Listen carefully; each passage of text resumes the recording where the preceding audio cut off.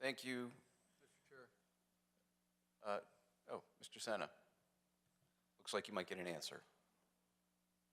The salary request was cut in half, but it's the same. They're getting the same they got the prior year. Yeah. During reval years, it goes up, but non-reval years, it's the 8,000. So it's a stipend to the position based on number of hours, and so based on the hours they're putting in, it's going to be a lower stipend? Correct. Okay, thanks. All right. Next up, we had questions for the Economic Development Commission.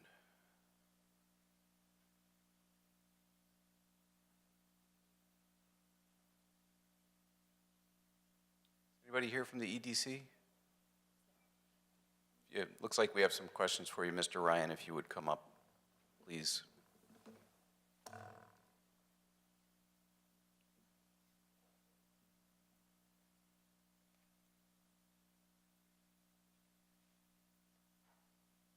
You want name and address every time? Yeah, for those who are reading, it's helpful. Okay. Jared Liu, Curtis Avenue. Mr. Ryan. So I think we talk about this every year, that it's been one part-time, or not one part-time, but it's been part-time staff plus volunteers. Am I seeing this right, that there's a full-time staff now?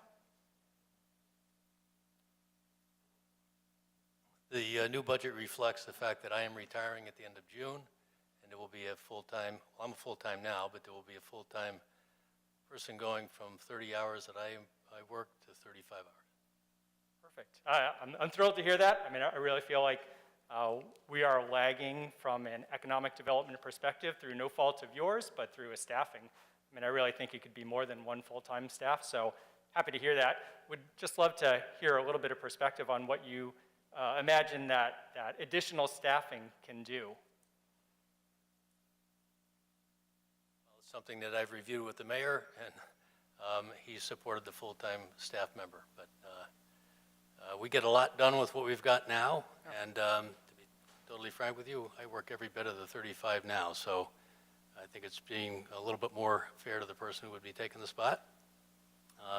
It's a very active role. We are very engaging, not only with businesses in town, but businesses beyond, economic development groups regionally. I'll be spending my morning in Hartford tomorrow morning. We interact and engage with all of the DECD, Advanced CT, all the state groups that develop business relationships, and their job is to bring businesses in the state. Our goal is to stay in conversations whenever there's development opportunities that we may be interested in pursuing.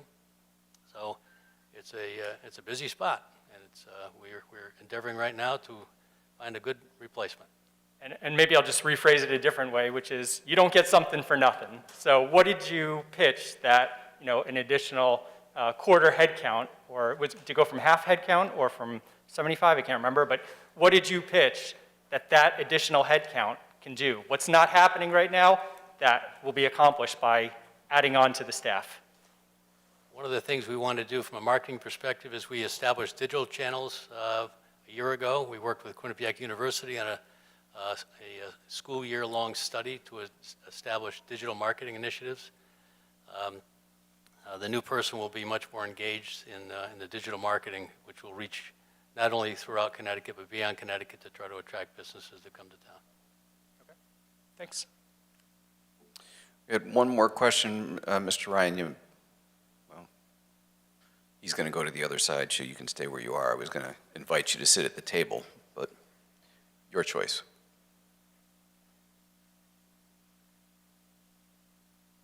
Bill Comerford, 5 Broadview Drive. I wasn't sure if the secretary for the grant administrator falls under Economic Development Commission. It does not. Okay, so she doesn't work in that office. And you have an item 55405, promotional expenses. Can you explain what that is? $30,000? That's all of our outreach. For example, our spring campaign will be starting April 15th, a couple of days from now. We're reaching out through the Hartford Business Journal, New Haven Biz, Fairfield County Business Journal, Westchester County Business Journal. We're using all of their digital products to do push messaging out through their product lines about promoting Wallingford and what we have to offer as an economic development to attract business. Does that also include the Desk of Joe article? Yes, it does. And am I correct to say that Steve Knight pretty much writes that and gets paid for that article as well as a lot of things that you just mentioned? Not pretty much. He writes that article, he ghostwrites that article for us, which is very common practice. Those are the thoughts of the chair of the Economic Development Commission, Joe Mira. And we talk as a commission as to what we want to say in that article and in that column, and Steve writes it. The reason that we like the column in the magazine is because quite often in economic development we speak to groups well beyond the borders of Wallingford, which is what we should be doing, but also it's our attempt to make sure the citizenry of Wallingford understands what the Economic Development Department is thinking about and working on and doing.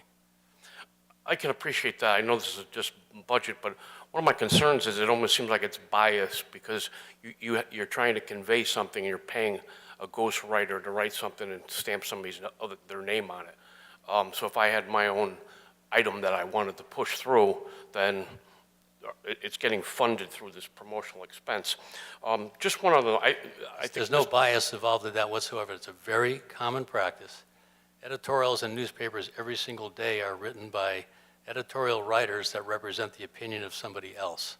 It's not the least bit uncommon, it's very common.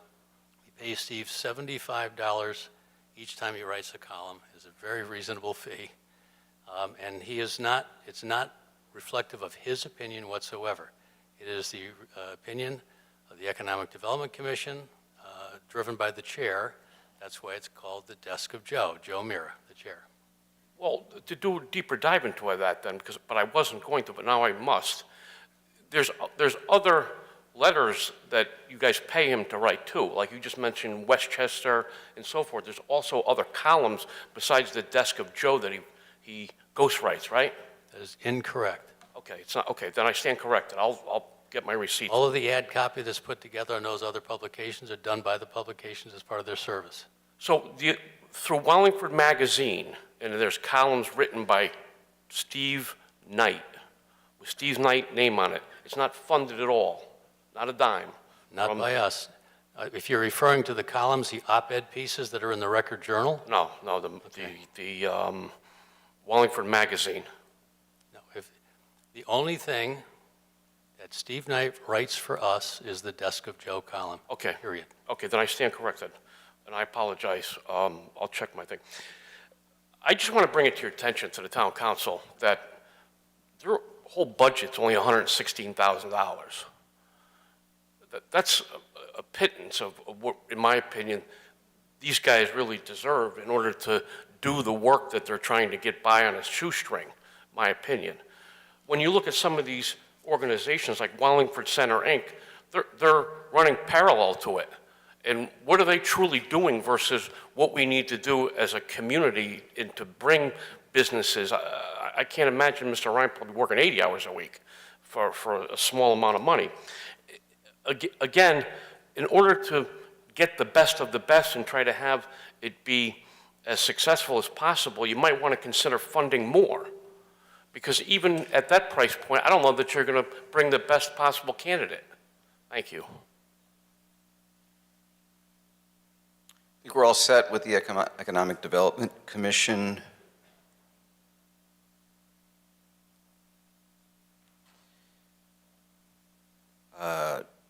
Next up is the Electric Division.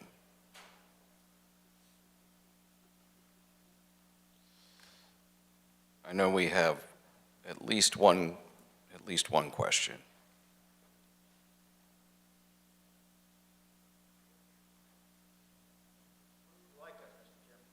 Well, why don't you take a seat at the table and we'll see how long you're there.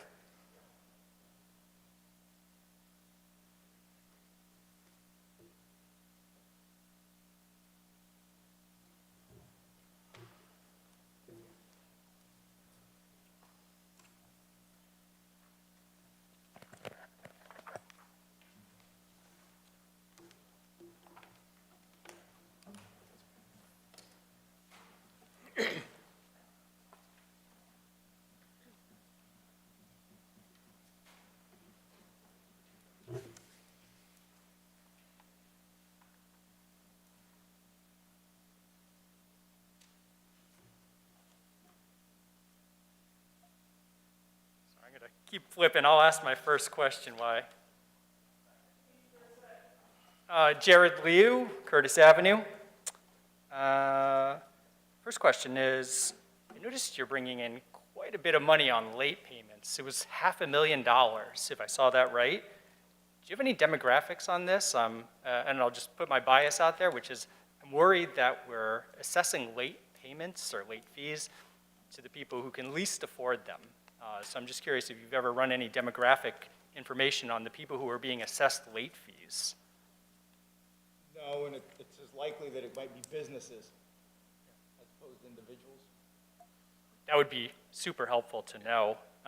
If you could, Mr. Hendershot, attach yourself to a microphone, that would be helpful. Repeating my answer, it's as likely that they're businesses, commercial or industrial customers, as opposed to individual residences. Not to say that we don't collect those from individuals.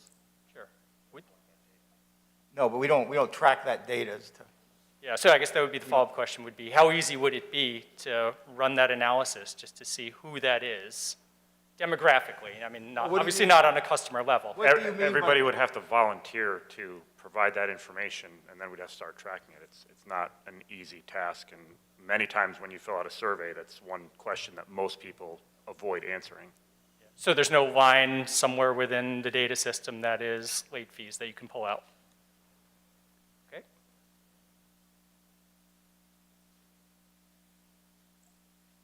I saw there was $100,000 for underground wires.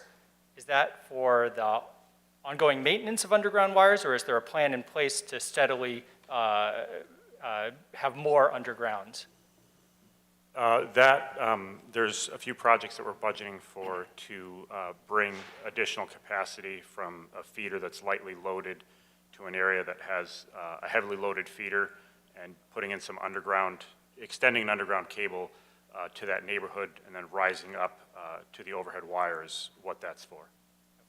Is there, I mean, I'm sure y'all have talked about this before, but I mean, is there a reason why we don't move towards more underground wires? And I'll say, like, the context is, I think about the Hendrix wires and how prescient it was. Like, we fare so well in storms, I think, and that's one part of it.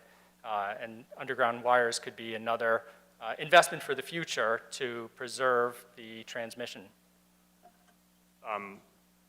So we don't have any underground transmission in town. It's distribution, and anything that gets new construction, new neighborhoods are all what we call underground residential distribution. So we don't build any new overhead, but to underground anything that's existing it's a significant cost that would be borne by the ratepayers, and it's just not, with how reliable we are, it's not, you can't justify it. Yeah, so I guess that was the question was, you've looked at it and decided that it's not economical. It is not correct. Yeah. Do you have some sense of what that would be off the top of your head? Like, it would be an additional this amount on everyone's bill for 10 years in order to pre-fund that? We didn't look at to that level, but it would be significant. Okay. Did I see right that the cost of maintaining overhead lines is going down? Does that make sense? What account number would that be? Yeah, right. And this is flipping through trying to find You it. can give me a page number. Sometimes that's just made up of redistribution of our labor, depending on what types of projects we're working on from year to year. It's just a redistribution of labor from one account to another. But I didn't know if you knew something with weather patterns that the rest of us did not.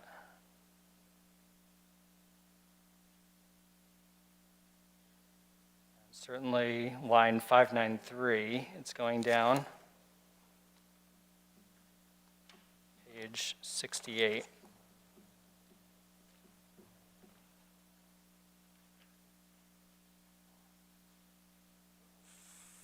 $593 went down or up? Did not go down? Like I said, I'm losing my sight here. Yeah, it's gone down. Which account? 116 to 15. we're on page 68. Maintenance of overhead lines, line 593. Right, and that has actually gone up from, if you're looking at the fiscal year '22 to fiscal year '23, it's gone up, and that's mainly due to labor allocation adjustments. Oh, I'm looking at 21, since that was the concluding year. Okay. I had a question about previous page. Yeah, 21 might be a result of Storm Isaias. There was probably an appropriation that went in, so. Okay. I'm not finding the page, actually. It was, I noted that it was line, or budget item 392. I wasn't sure what that was, and I did not make a better note. Transportation equipment was the title of it. I just didn't know what that was. 392, yeah, that's basically our fleet. Oh, yeah, so it's going from 3,000 to 345,000. Actually went from 154,000 to 345,000. Right, from 22. Yes, and that was, typically we budget for the replacement of either a line truck or a digger derrick every year, and last year we did not. We look at the age of the fleet, and we did not budget for that. We budgeted for a vehicle, a rack body for the storeroom, and this upcoming fiscal year, we're budgeting for a new digger derrick, which is our pole setting truck, and that's what the increase is for. That's not a bonded item, you're just going to pay for it? No, that's not a Straight out. bonded item, yep. Okay.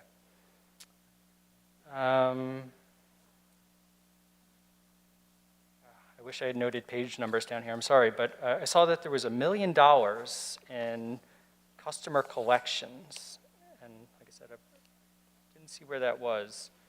And I guess the question was, if we were to be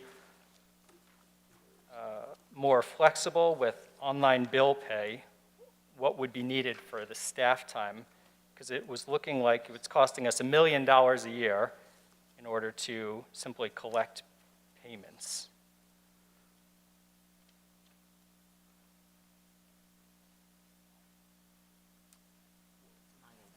That account 903? That's a good question. I don't have it written down. If you tell me the page you're on, I'll tell you if that was the, 68?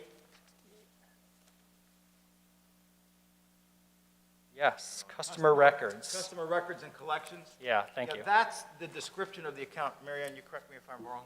That is, Microphone, please. Thank you. that's the collection of accounts where the bulk of the clerks in the customer service office of the electric division charge their time as they're involved with taking payments across the counter, working with customers on payment arrangements. So it's more, Doing telephone collection efforts, things like that. so it's more than just the collection of payments. There's Oh. other customer service being provided. Yes. Okay. Do you have any benchmarks on, how much time is invested in the collection, the processing of checks, sort of the manual receiving of payments, and what the offset would be, right? So obviously, if we were to accept, or if we were to waive credit card fees, we would eat a certain amount of money. What I'm looking to know is, what is the offset, right? How much staff time is saved by the eating of those credit card fees? I don't understand the question. So if we were to take in a $100 payment, and Visa says, all right, we're going to take $2 of that, we're going to get $98, right? That's not how we do it, but go ahead. Yeah, so we would have a calculation that says, all right, if we're willing to eat $2, what would it cost in staff time to process that $100 check? And let's say it would have taken an hour, which would have cost I'm not us sure. $25. All of the electric divisions, water and sewers, also check payments are processed in the tax office. Yeah. So that's not even reflected here, you're saying. The number is considerably higher. I don't know what the number is on a per payment basis. So are you following the substance of what I'm asking, though? I don't think so. no. Okay, so essentially I'm looking to know if we were to be online bill pay, what is the ROI? Yeah, I don't know. That'd be something you're interested in ever looking into? Perhaps someday, but not at the moment.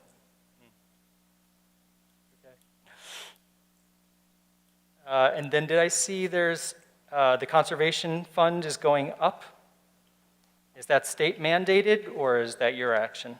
No, the rate at which we collect those funds isn't changing. So that would just be based on anticipation of higher volume sales, more kilowatt hours, so therefore more quarter cents per kilowatt hour to collect. Also, it might reflect increased regional greenhouse gas initiative payments. Yeah, Tony? I think you guys do a great job. It was just, I was looking for a compliment there, and I was thinking, here you guys are doubling the budget of the conservation fund. It wasn't double, but I thought that was awesome. On that, though, do you have any plans to expand what's eligible? So solar panels, EV charging stations at homes, et cetera? No, we typically spend the bulk of what we collect now on true energy reduction efforts, which is really what it's about. An EV charging station is sort of marketing. It encourages more consumption of electricity, which is good maybe for the electric division's bottom line, but that's not in the spirit of energy conservation. Okay, but you could do whatever you wanted. That's largely true, yes. Okay. Is it set by you or the PUC? The PUC. Okay. Take it up with them at a future meeting. Thanks. One more for the electric division.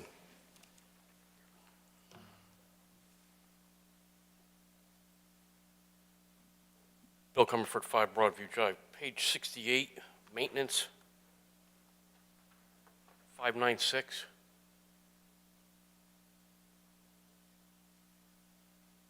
Yes? Street lights and signals, $500. What exactly is that?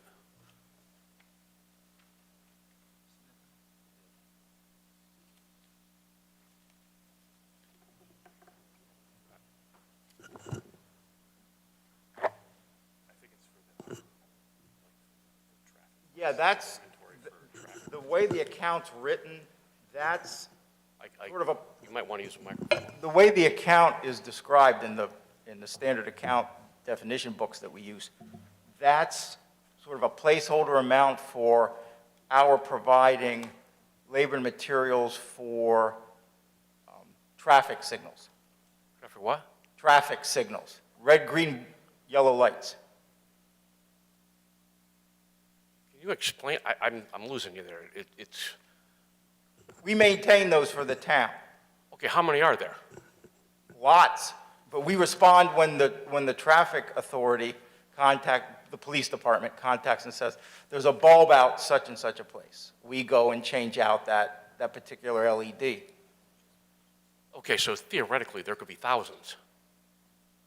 I don't know how many the town has. We don't do the state lights, we only do the town's lights. Okay, town lights and signals. These are the traffic lights. We don't maintain the crosswalk signals, things of that nature. Who maintains that? I guess Public Works or the police department. Public Works maintains the signal lights. The crosswalks. Okay, We do the traffic signals. okay, and the crosswalks are Public Works, to the best of your knowledge? To the best of my knowledge. Okay, maybe not the police department. Okay. So the prior year, it was, I don't know, I'm going back to 2021, $764. That's actual? Correct. Okay, and then the following year was $500, a nice even number. That's what we budget. Okay. Here's one of my concerns. Years ago, you guys changed, Electric Division changed all these ornamental decorative lights. Those Those are street lights. That's not in this budget. That's not in that line. It's not in this line item. It's not a signal. It's not a traffic light. These are for, It says street lights. Yeah, but that's Correct. not what this account is for. So where is that? I'm looking for the maintenance of it. that's what we do the maintenance, but it's not in that line item. What's Okay, your so- question? What's your question on the So, maintenance? well, shoot me to that item. 'Cause that's what I thought it was. It would make sense. Streetlights, maintenance with a number.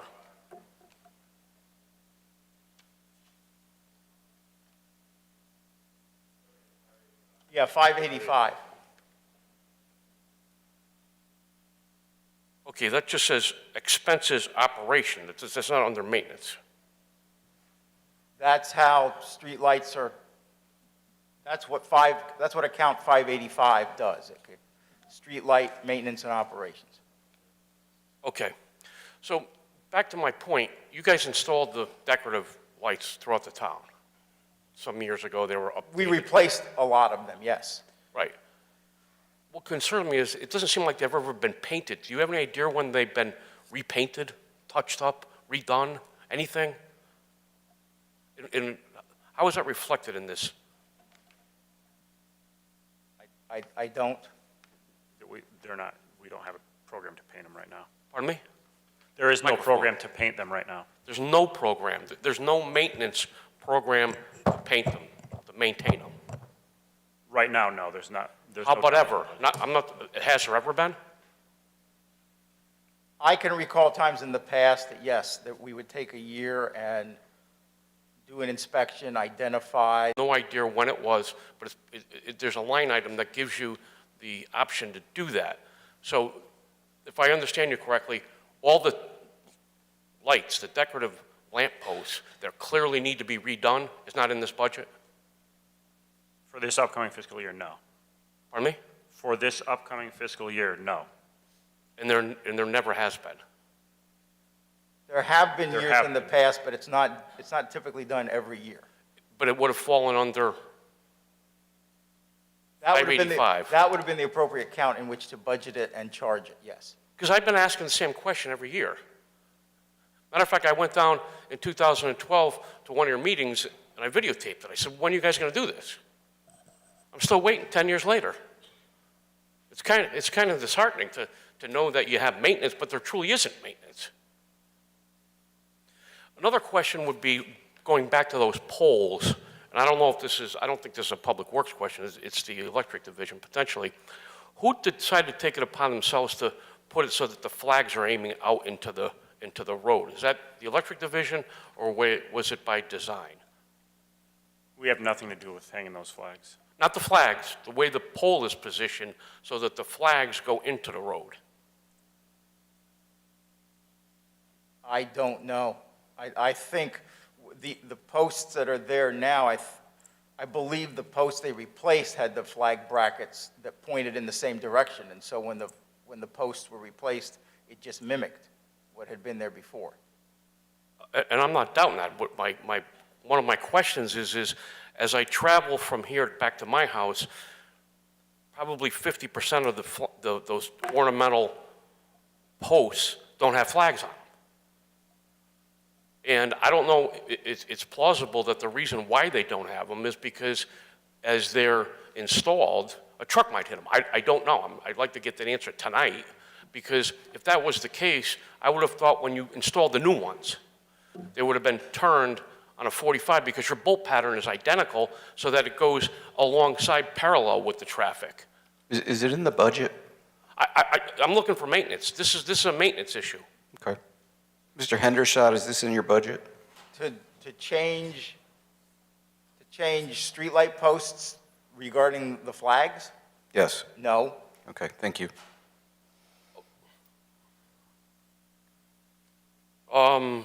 Page 69, 932, maintenance of general plant, 142,000. Under administrative.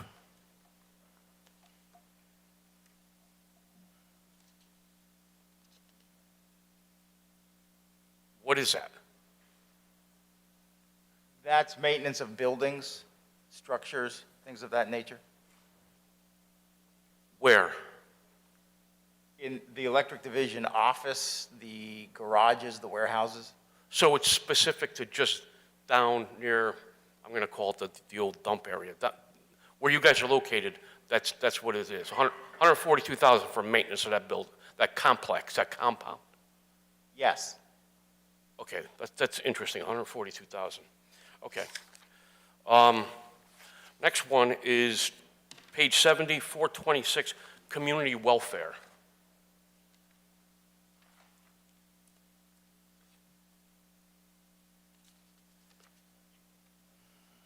$114,000. Was 77,000 before.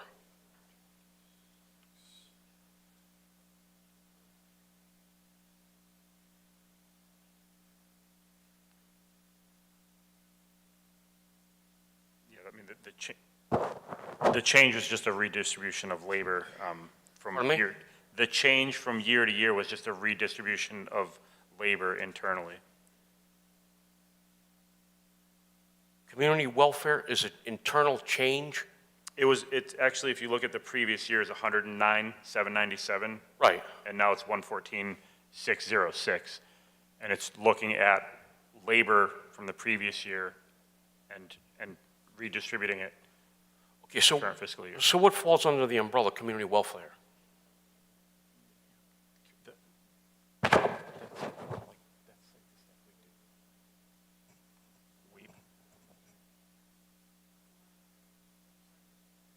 Okay. Yeah, so it covers the cost for our newsletters, the WEEP program, and I believe anytime we do stuff with like banners and, Yeah. the hanging of the banners uptown, we do stuff for project graduation, temporary lighting, anything that we do for the community that we So, celebrate Wallingford. so back to Mr. Liu's point, this isn't a fund to help somebody that might need serious funding to help the community welfare, the welfare of the community, a member, like a, No, it's not welfare, I think, as you're using the word. Although the Wallingford Energy Assistance Program, which is administered by Youth and Social Services, our funds that are contributed towards that are in this account. okay. Okay, I think that's all I had. I'm going to come back for the next bite of the apple whenever you're back up here.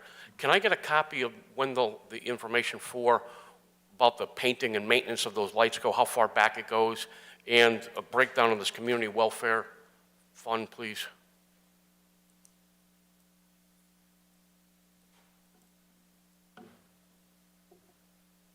And that 142, the breakdown of that. Maintenance of the building. Thank you. Anyone else for the electric division? All right, Mr. Hendershot, I'm not going to make you step down and come back, so while you're up here, we had a question for the water division.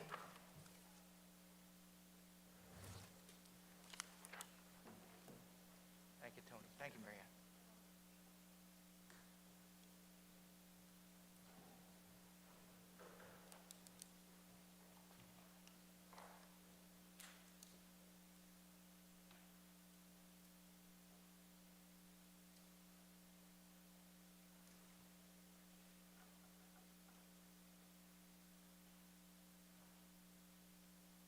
Should sit closer.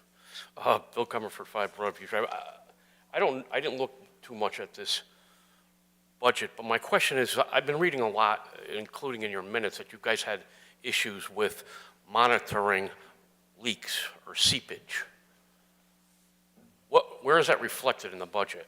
There was like 30,000 or whatever the number was. There's a leak survey that. No, it wasn't the leak survey. There was recently I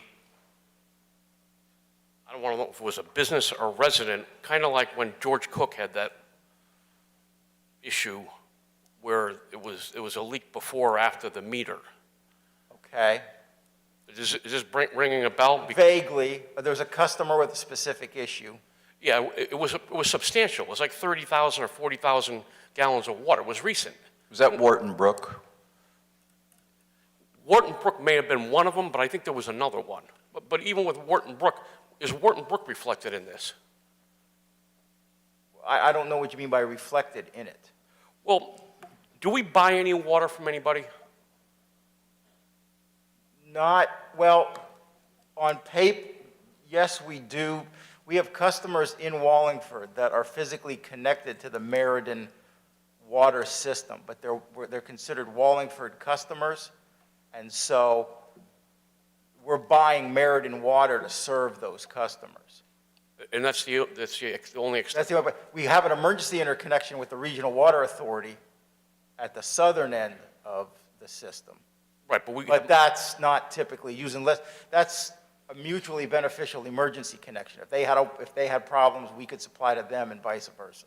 No, I understand that, but we haven't purchased any, right, from the Regional Water Authority?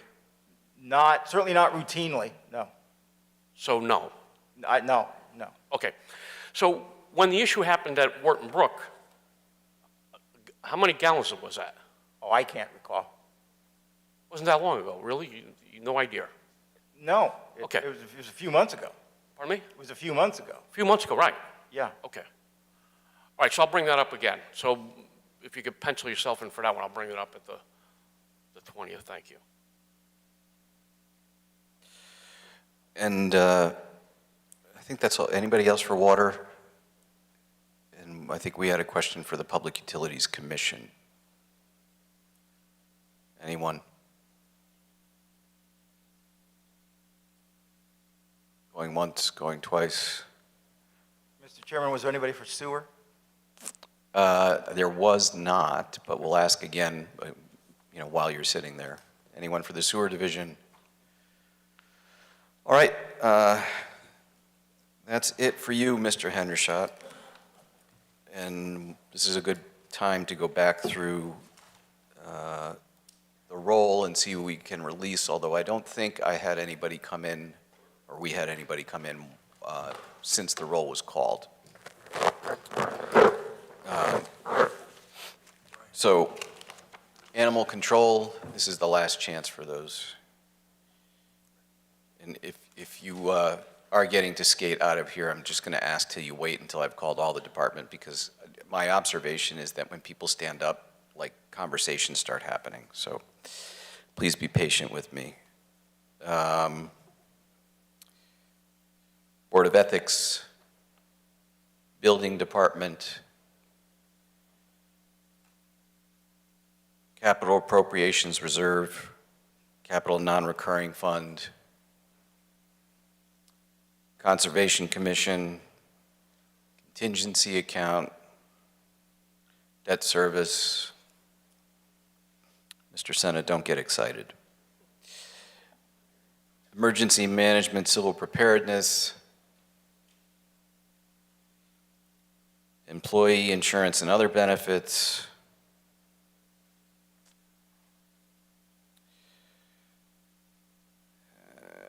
Health Department, Human Resources, Risk Management, Inland Wetlands, Insurance, Property and Casualty, Law Department, Library,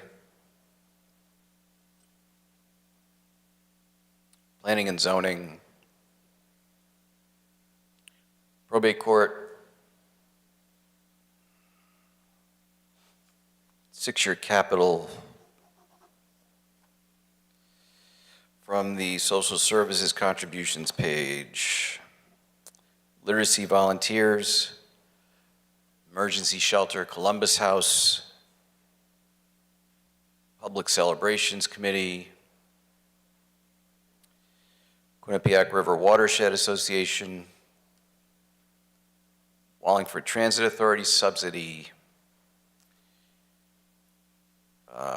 Wallingford Center Facade Improvement Program, although we did have a question for Wallingford Center. John J. Nurden RTC Camp, Masters Manna, Wallingford Committee on Aging, the Committee on Aging Bus, Arc Coon of Meriden Wallingford, 350th, now 352nd celebration, Historic Program Matching, SCOW,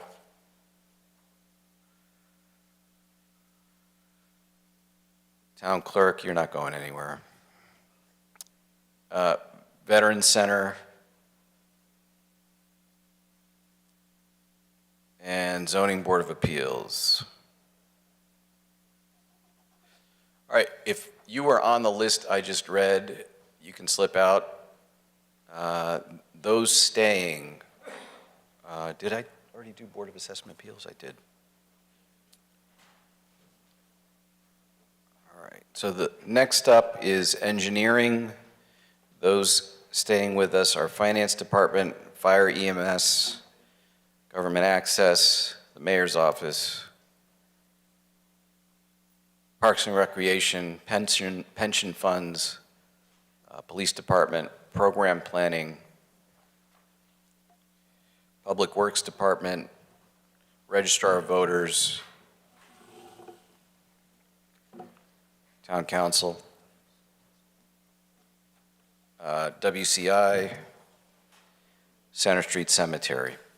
All of you should stay. Oh yeah, Youth and Social Services, we have one. Thanks for not running out. All right, we had a question for the Engineering Department.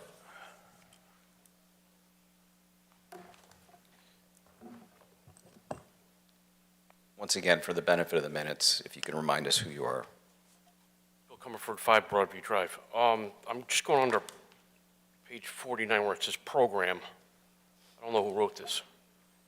It says, inspects and administers that portion of the sidewalk ordinance relating to defects and maintains and preserves, goes on. Does the ordinance surpass the charter? Do we know? Or supersede it? Did I dismiss the law department? I did, didn't I? I don't think so, but Mayor, if you're willing to. No, the charter prevails. Okay, because I had questions about engineering, but nowhere does it say that engineering is responsible, as it's stated in here, for defects anywhere, and including in your code plus your ordinance.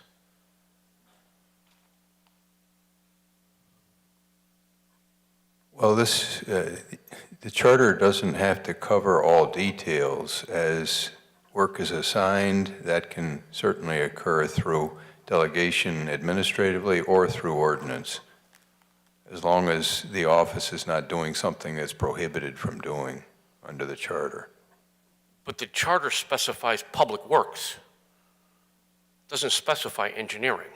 So that's why I'm confused, because It doesn't say that only Public Works can handle any subject. it says shall. And to the extent that they do that, that's where they do it. But it doesn't mean another department is not assisting or doing that work as well. Okay, because that's where I'm confused. The charter is the home rule, and this is what we're supposed to be following. And based upon that, sidewalk inspections and maintenance shall be done by Public Works, not engineering. So I don't know where I'm supposed to direct my question to, because clearly it isn't engineering. And that's why I was confused. Some time ago, I'm sorry, is it Allison? Allison. I reached out to engineering to find out what the conditions of the sidewalks were and so forth, and they kindly responded, and I didn't understand why engineering would be involved with it when the charter says Public Works. If I may, the sidewalk installation and maintenance is covered under the 6-year capital, so perhaps Rob and I can answer it during that portion. What part, I'm sorry? The 6-year capital. Well, it's specific under this item. It says, inspects and administers that portion of the sidewalk ordinance relating to defects. So it's not in any capital. This is what the mayor gave us. But if you look at, I don't believe there's a line item under the engineering, operating, and maintenance for sidewalk. okay, but there must be some time to inspect them. Or is that just, you inspect them and then that's it? That's just part of our normal salary and wages. But it's not supposed, it's supposed to be under Public Works. This is what it says. And this is under duties of Public Works. And of the planning, surveying, construction, reconstructing, altering, paving and repairing, maintaining, inspecting of highways, sidewalks. Charter, Public Works, not engineering. Might be a charter violation, but I'll wait to talk to the town attorney. So going back to the sidewalks then.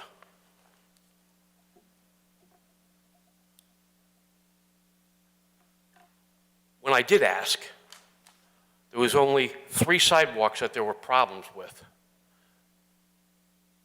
I would have thought there would have been hundreds of them. So as we sit here today, and that would fall under Public Works, but you identified the 3 that you emailed me the location, and then you said that there was going to be a project up on, I think it was Hope Hill Road or something, or Parker Farms Road, where it's sections, but all the rest of the town isn't identified as a problem. Is that what I'm to believe? When you asked us to let you know of the problems that we knew of, we provide the temporary patches on a complaint base. So when somebody contacts our office and says that there's a tripping hazard, we go out and evaluate and then perform any necessary temporary repair. Okay, so there's no proactive, it's got to be actually somebody has to bring it to the attention of. Well, that's a good question. So at the same time as that's happening, we also have a permanent replacement, permanent repair program funded through the same line item on the 6-year capital. And so that's a zone base. So right now we're finishing up zone 11, and this budget also covers zone 12 as well. So we are working with a vendor or contractor to go out and replace any trip hazards or anything that's been temporarily repaired throughout the years. And we'll replace that with new concrete sidewalk. And then, that is a zone basis. So once we finish zone 12, we'll go to 13 and then back to 1. Okay, and this is just for clarity. So no one goes out and does a proactive list as to all the problems or the potential problems and or an itemized list of all the patches that were done and say they've been sitting idle for 10 years and you say, okay, this is our capital, whatever line it is, capital improvement, capital, whatever you're calling it, and that running list slowly dwindles down as the other end of it progresses because more have accumulated. We do complete that on a zone basis. Throughout the whole town? On a zone basis, yes. So eventually we'll get through all the zones. So there isn't a running list of all the ones then? I believe we do have that, but really what's best is we go out when we get to the zone, we go out and do a field walk. Because, sometimes we do have it where a homeowner will choose to replace their own sidewalk. So if that was previously on our list, then we wouldn't have to replace that. So we'll perform whatever sidewalk replacements need to be performed once we get to that zone. Right. So what you're alluding to is that when you and Rob are sitting up there under cap and non-recurring, whatever the budget is, it'll say, okay, we have, I don't know, 10,000 linear feet that need to be replaced. You must have some type of parameter or barometer as to how many linear feet, because I was dumbfounded by it was only 3, plus you're going to start going to another area. That should be able to be answered at that moment in time with the capital item. I don't think I understand your question. By projecting a capital item, there's got to be some type of linear feet. Okay, say the town of Wallingford has 20,000 linear feet of sidewalk, and it's estimated that 6,500 feet need to be repaired. Do we actually have an ongoing list of all that would fall? I mean, our program, our zone program, covers every sidewalk in the entire town on a zone basis. So we believe that what we're requesting, and I don't know if it's even appropriate to talk about it under engineering, but for the 6-year capital, what we're requesting is what we project to be enough money to get us through this year to keep our contractors replacing sidewalks and also keeping up with the temporary repairs. Okay. So, page 50, item 57944, says S walk snow reimbursement. Small projects, what is that? That's the sidewalk clearing. So we work with the police department to get sidewalks cleared. I think it's 48 hours after snow stops. Okay. And a question about Wooding Kaplan. Is that still under your budget here, the paving of that, or the project? No, we don't have any requests in this current budget before us tonight for the Wooding Kaplan lots. To pave it, there's nothing in the budget for, under engineering? Not the requested budget for this year, no. Not what we're talking about tonight. Okay, was that any of that money that was left over from Simpson Court put in this budget, the leftover? No, that's not how it works. Okay. All right, thank you.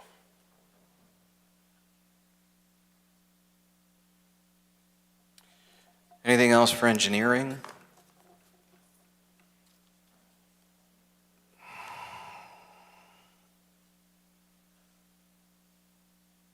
Bob Gross, Long Hill Road. He just brought up a question, and I have brought up a question for me. Maybe it's through engineering with the mayor.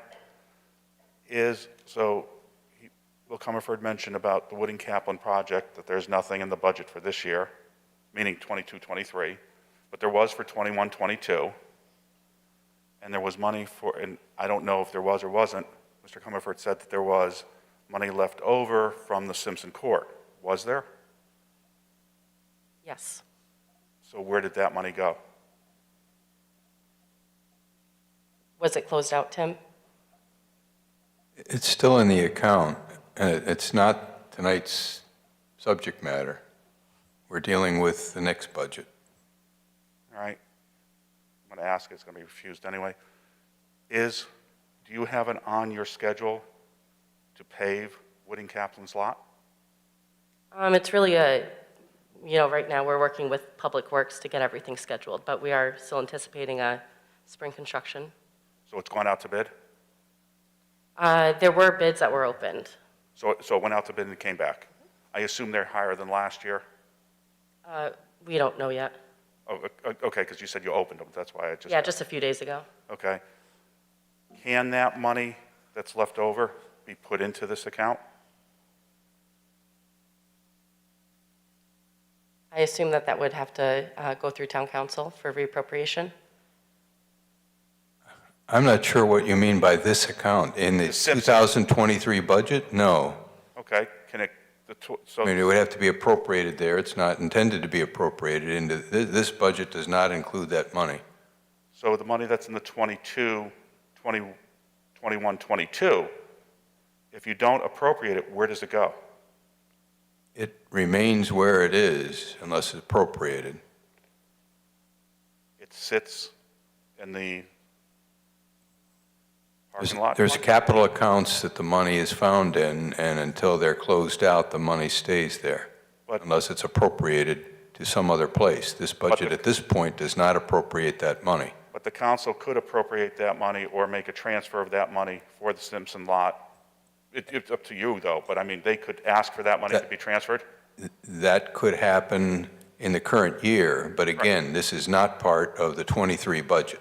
I understand, but it's a lot that you said was going to get paved and hasn't been paved yet. Thank you. I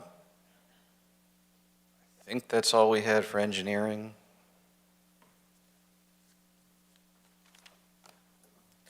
Thank you, Ms. Kapuscinski.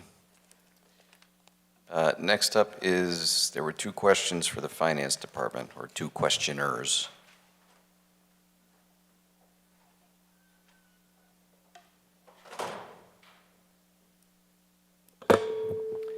Jared Liu, Curtis Avenue. So mostly my questions are just trying to understand what the lines are, three of the lines. So I didn't hold the other departments. I'll just ask you the one question that I saw this on several lines. What is microfilming? Because in my mind, I'm taken all the way back to microfiche. That must not be what this is. That is what it is. We are microfiching in 2022. Are we putting onto microfiche or taking off of microfiche? Mr. Senna, isn't it digital now? It is a digital. Yeah, thank you. Just so everyone understands, to meet archival requirements, it can either be paper or microfiche. Digital, electronic, does not cut the mustard for archival purposes for governmental records.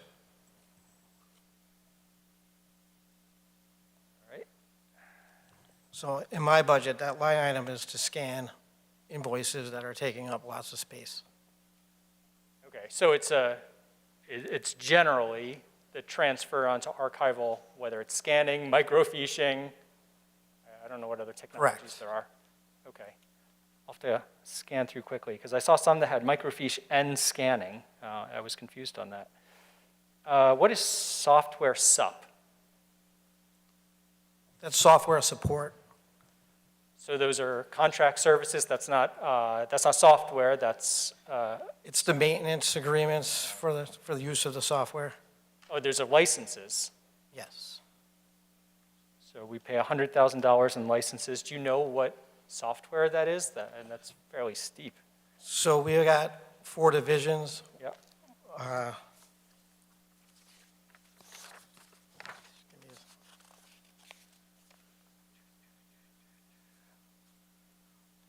Our financial system that we use, Munis, is $57,500. Tax and assessor use quality data, which is about $29,000 rounding. And purchasing, it's $11,500 for their e-bid system. Thank you. All right, last one is, what falls under operating expenses? Operating expenses is mostly the mailroom, central services that are under my budget. So the bulk of that, the agreements for the mailroom machines is about $28,000. Postage, including tax bills, is around $95,000. Just general supplies are in there, and then there's even banking fees for the courier. So we're expecting that to go up 30%. There was, so that the increase in there was there's some increased costs in the banking. Banking, like banking Yes. fees, Yes. to the tune of $40,000?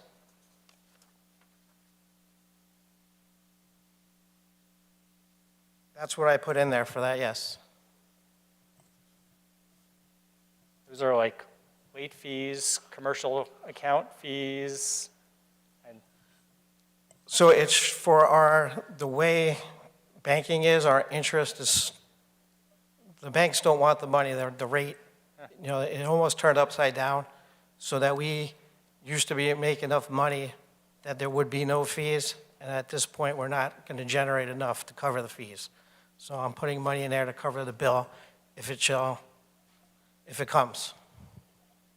okay, that's it, thank you.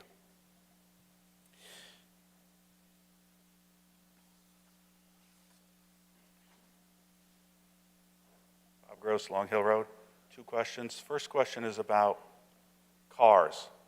How is that affecting the budget this year when you do the assessment of the cars for the income that it produces for the town? How much has it increased? It doesn't show.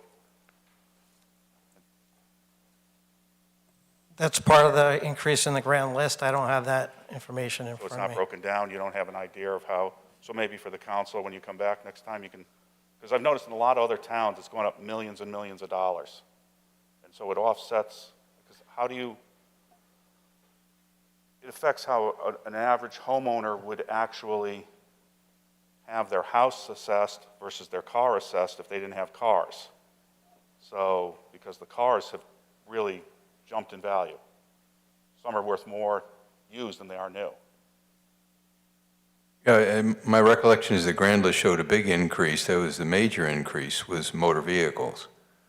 I would So assume that would be reflected in what we would expect in taxes from the motor vehicles. And I believe at this point, we will not be eligible for any money from the state, given that our mill rate is 29, and I think the current thought is it's either 31 or 32 mills that the General Assembly would be looking to enact that people wouldn't have to pay that amount. That would be reimbursed by the state of Connecticut. But for us, it's part of our calculation for increase in the grand list, and I believe that increase was something like 1.8%, but it's somewhere around 1.8%. However, the dollar figures we would receive for that, I think, was somewhere around $500,000.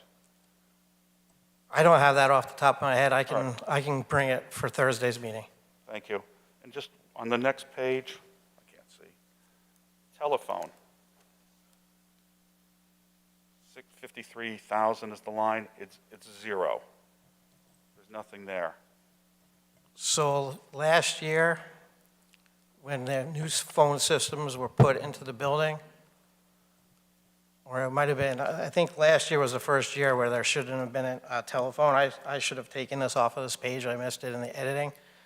But the telephone, there's now, telephone for town hall is paid out of the public works budget, just like all the other utilities in the building.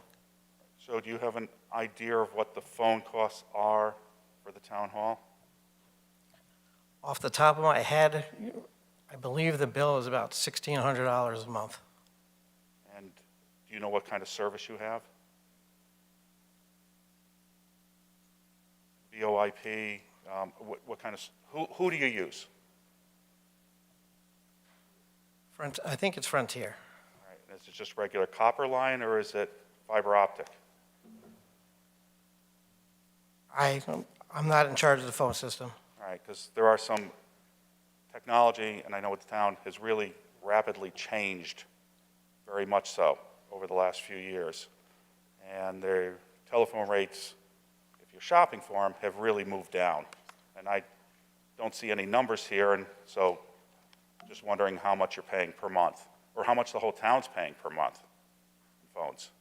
We can obtain that. I will point out, however, that the town and I believe and the police department have had very few problems with the phone systems. However, departments that have gone for other vendors have, to my knowledge, experienced problems. We cannot afford to be down as far as the telephones.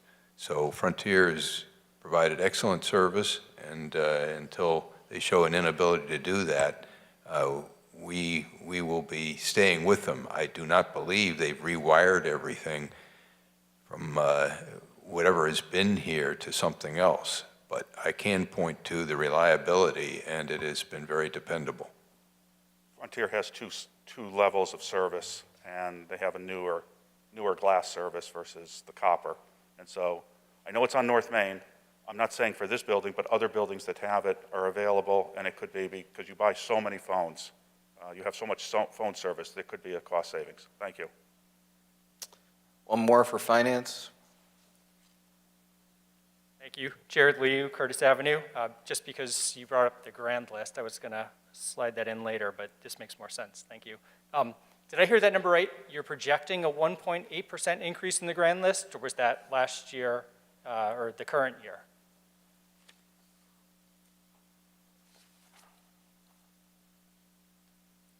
I didn't bring my grand list work papers with me tonight. I can answer that question on Thursday. Are you speaking about projecting? We are using the October 2021 grand list.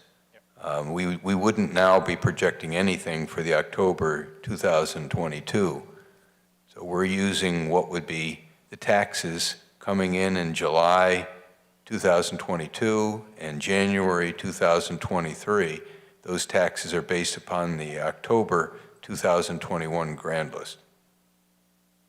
Right. So I think that maybe syncs up with why I wasn't necessarily finding it as I was reading through. So I didn't have that much time, but I did go through the budgets of some other towns that are comparable in size. And that was one thing that really stood out in reading their budgets was they all talked about what the actual grand list increase was from previous year to the current year, and then they projected what they thought the grand list increase would be in creating their budget.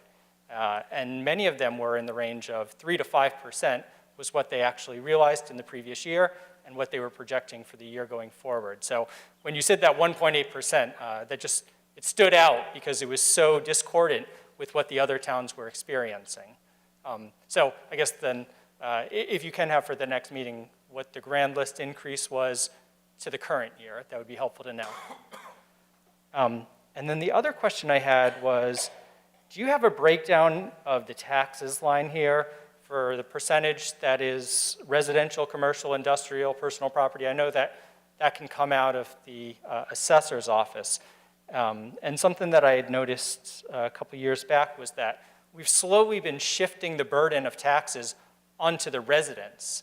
And so it used to be borne much more by commercial, industrial property, and now that balance has shifted, so we're much more heavily taxing the residents. So I was curious to get a breakdown there to see if that trend is continuing. I can have that for you Thursday. Thank you. I think that's all we had for finance. Next up is fire and EMS.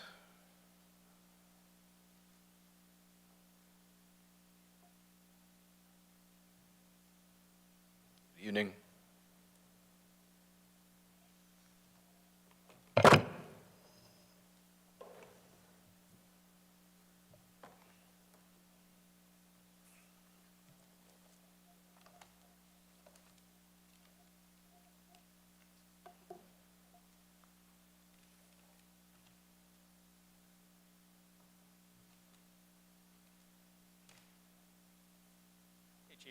Jared Liu, Curtis Avenue. And this actually may indirectly be more of a question for Mr. Senna. So I just want to make sure I'm understanding how to read this budget correctly, because on the fire department line, I'm seeing from 2021-22 original to 2021-22 adjusted, a difference of $9,000.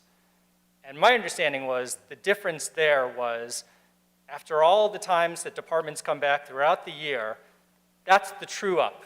So, you come back and you ask for more staff, you ask for a pumper truck, whatever the case might be, you ask for, commissary snacks, like that's the true up. Is that not correct?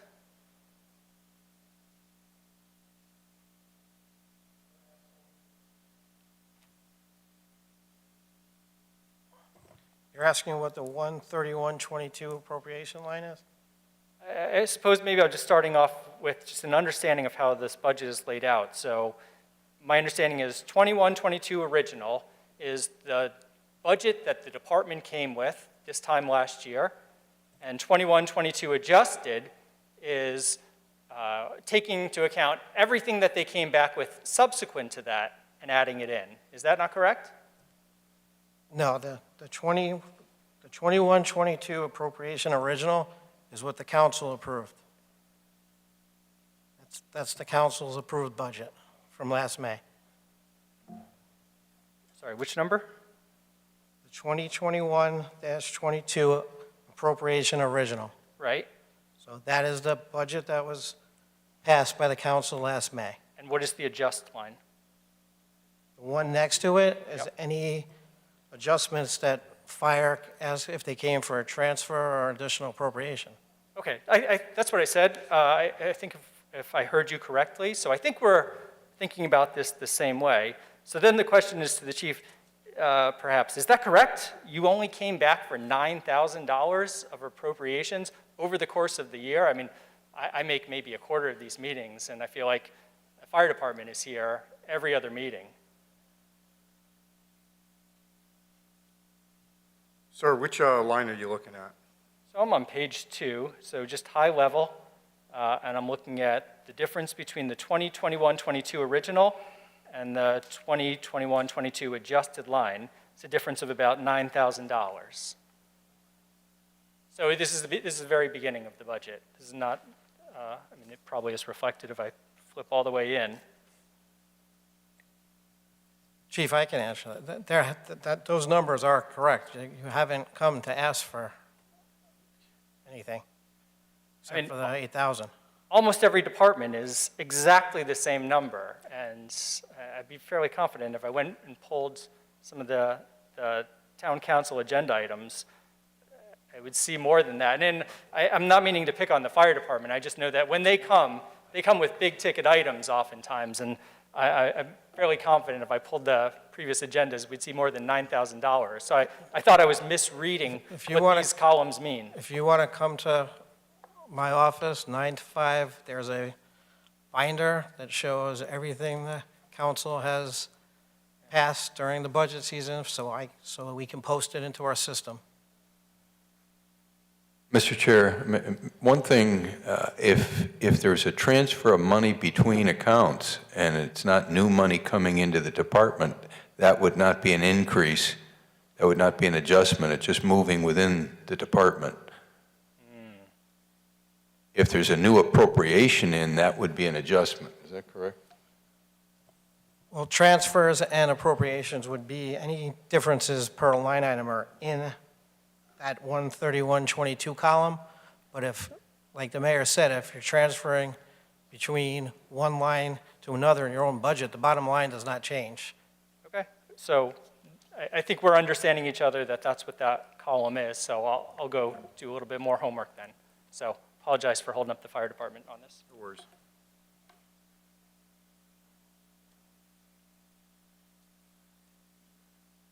Tim Wall, volunteer fire chief, North Farms, 864 North Farms Road. Just one question on the budget. I didn't see it specifically, but Chief, the length of service awards program, I didn't see it. I don't know if I saw it right or read it right. The If there's- LoSAP program, I'm sorry, Chief? the LoSAP program? Yes, sir. Right. Thank you. That's in the pension budget. That's in, okay, that answered that question. I was looking in the fire department, thank you. And I'd asked the council to support the Wallingford Fire Department budget. Chief Setnar and Chief Wilson work with the command staff and the volunteer fire chiefs to give us an opportunity to go through his office to suggest budget items. So I'm encouraging you to use, the council members support the budget that has been approved and working with Chief Setnar and Chief Wilson. Thank you very much. Thank you. Anyone else for the fire department? It appears not. Thank you. You guys are all set.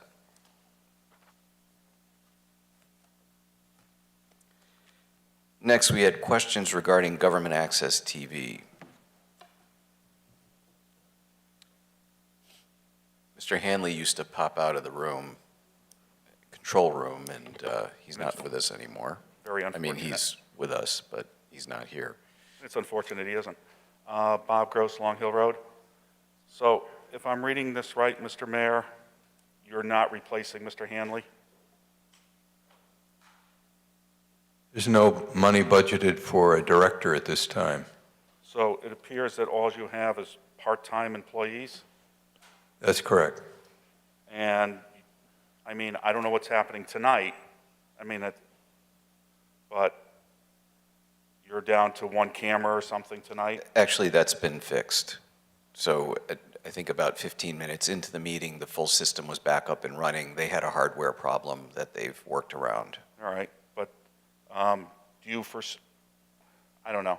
It seems that they did I mean, I'm nothing against Tom and his crew in there and anything like that, but the number of hours and so forth, Mr. Hanley did a quality product. Not that Tom doesn't, but he did the other outreach to community programs, letting the public know what's happening. That's all going to go by the wayside?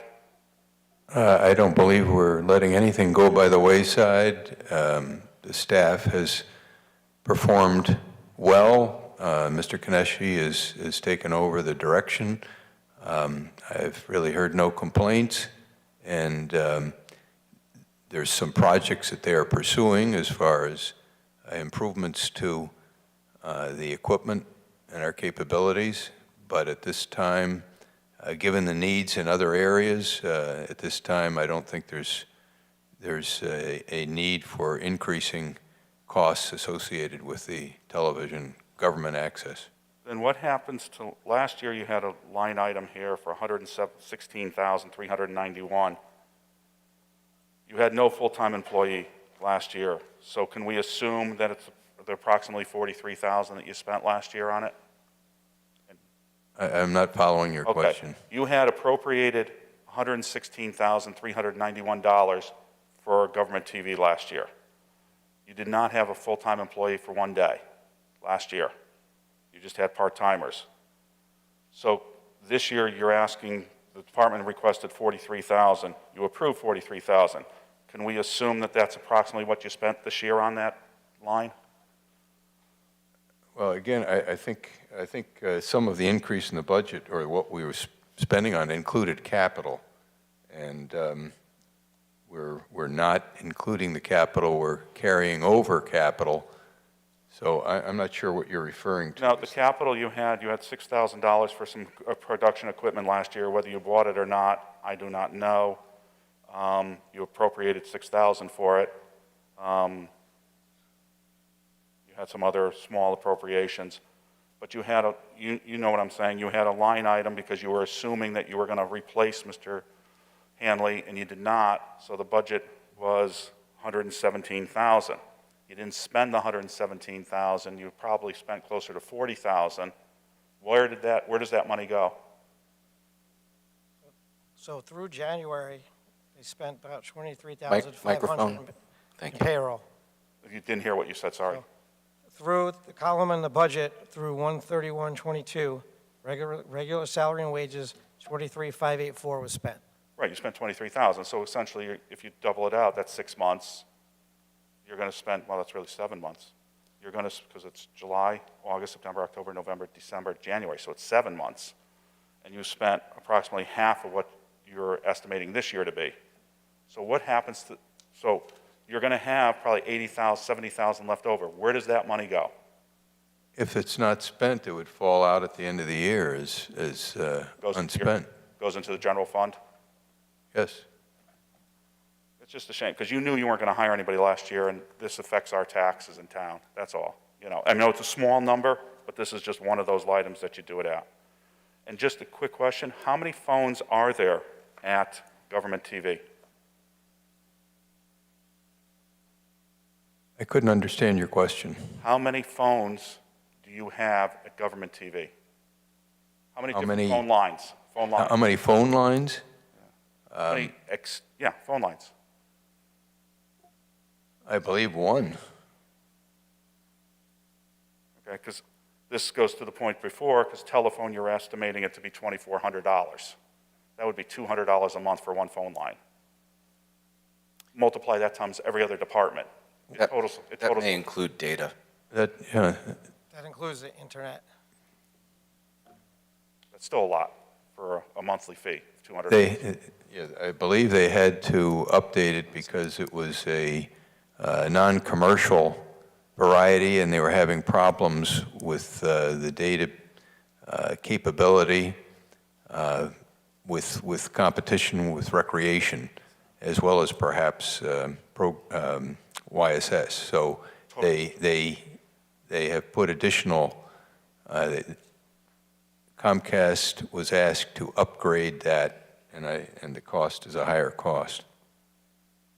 So what I think you're saying is you had to increase your bandwidth? Is that what you're saying?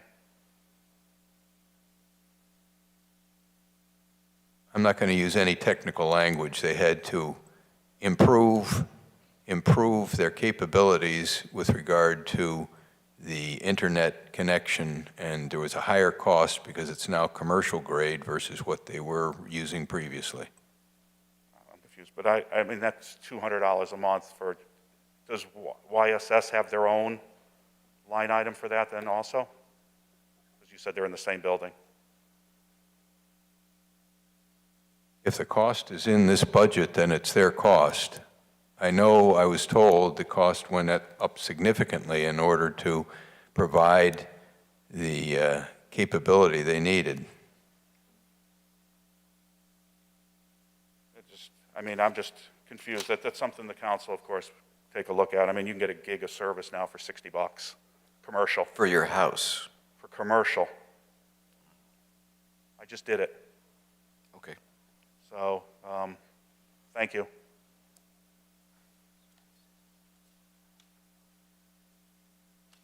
Jared Liu, Curtis Avenue. Actually just want to follow up on if I heard you correctly. So the full-time staff, the managerial line, not being replaced, but you expect no degradation of services. So everything that government TV is currently doing, you expect continue to do.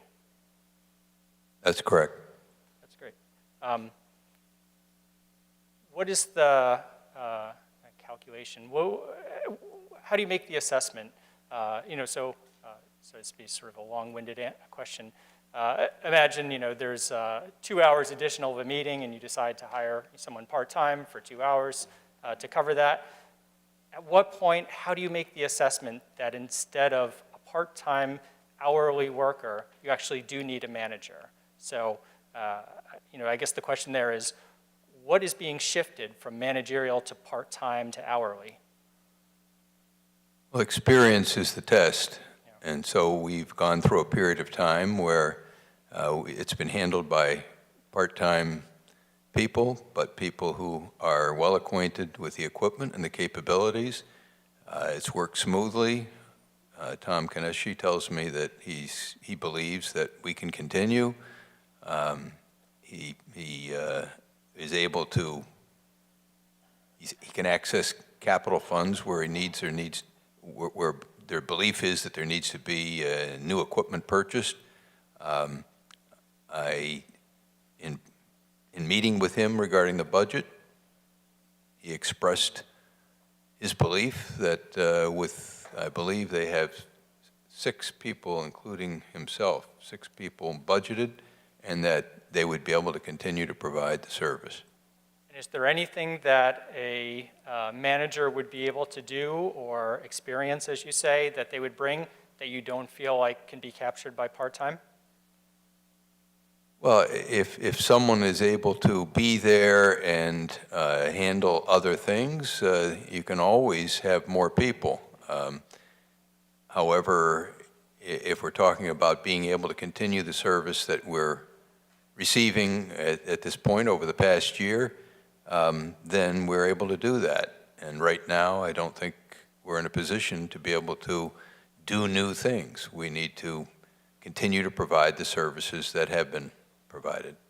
I guess I just want to follow up on that word new, because it's not new, right? It's that we're not going to continue to do something we were doing. Like we're not looking to add, you're actually looking to replace.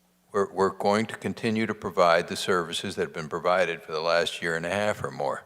Right, so we're not adding new services to those. We're continuing to provide the ones that we've found acceptable over the past year and a half.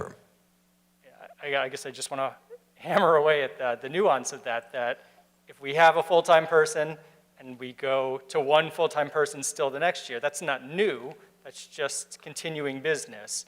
Next year, when we go from 0 to 1, if we do that, that would be new, but we're not adding someone here.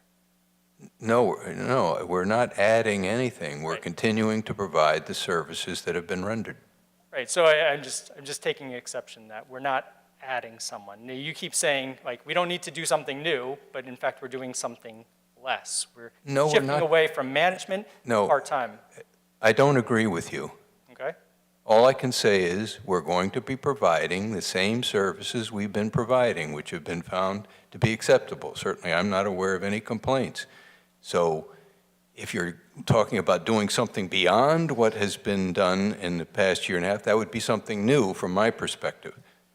We're not budgeting for something new. We're budgeting for the same level of services that we've enjoyed for the past year and a half or more.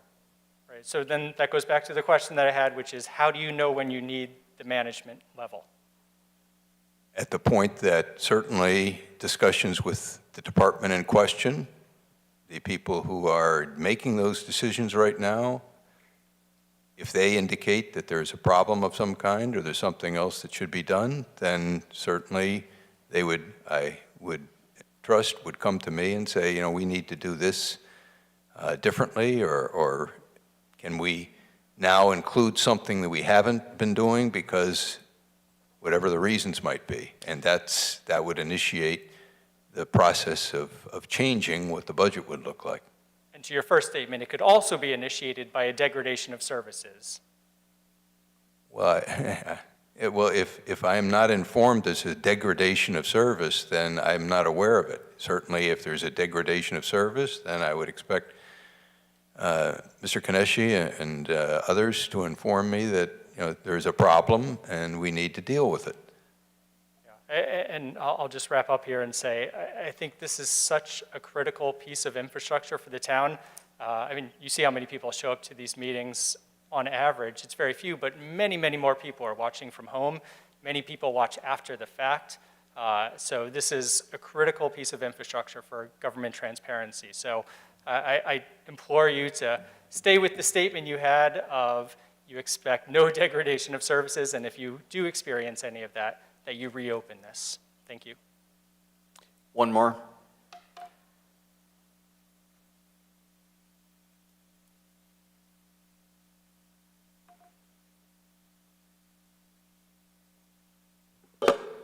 Debbie Gross, Long Hill Road.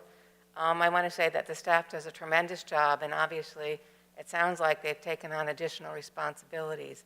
Have they been recognized financially for their additional responsibilities in this budget?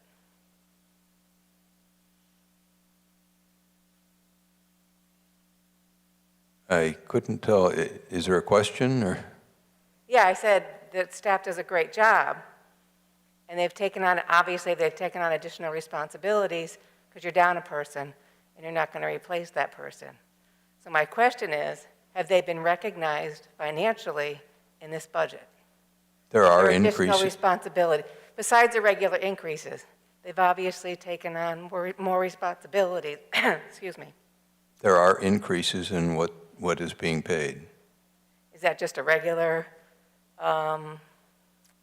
annual raise based on, In or is it, in has it part, been, in has there part, been a jump? in part, it's the regular wage increase. In part, it's an additional wage increase. Okay, like I said, I'd just like to see them recognized, as in any organization, if you take on responsibilities in your job, they usually recognize you with a bump. And that's what I'm hoping is in the budget. Thank you. No more hands for government TV.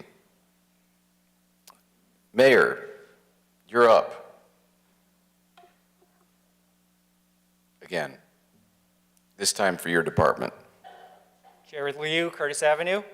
So we've seen over the last number of budgets that I've ducked in and out of, there have been several attempts by the council to increase the mayor's salary. You're not showing, or significant increase. I think last time I saw it, it was like a 50% increase. If they were to propose that, would you veto that? I have never vetoed a budget over the mayor's salary issue. Okay.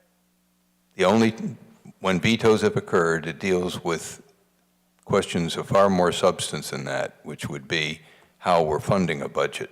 But I may be in support of, I may be opposed to the mayor's salary issue, but I've never vetoed a budget because of that issue. Is there a cap at which you would say that's obscene level of increase? Don't understand your question. Is there a point at which you would say, I'm not willing to support this budget if the council wants to increase the mayor's salary by X percentage?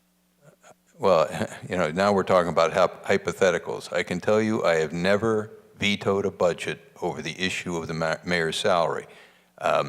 If an additional $1 million was attached to the budget for the mayor, I probably would veto that. However, that goes again to the heart of the ability to fund the budget and where the money is coming from to allow such an increase.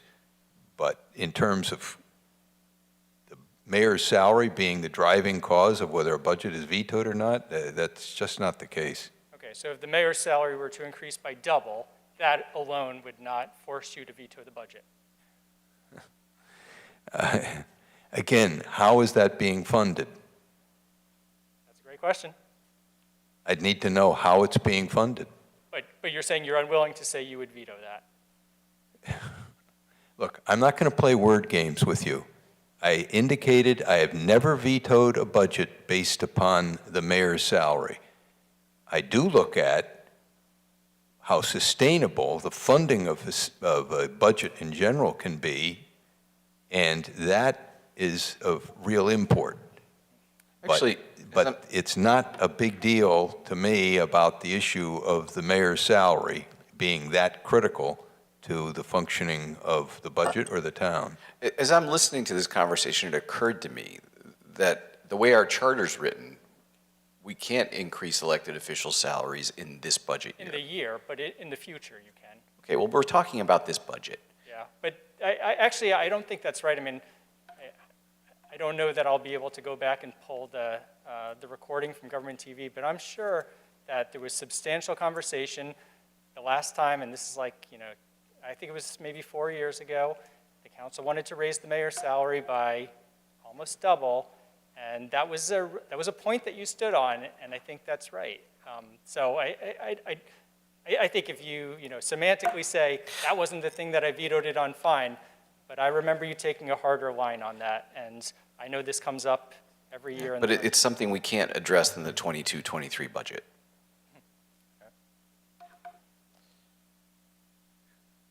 Anyone else for the mayor's office?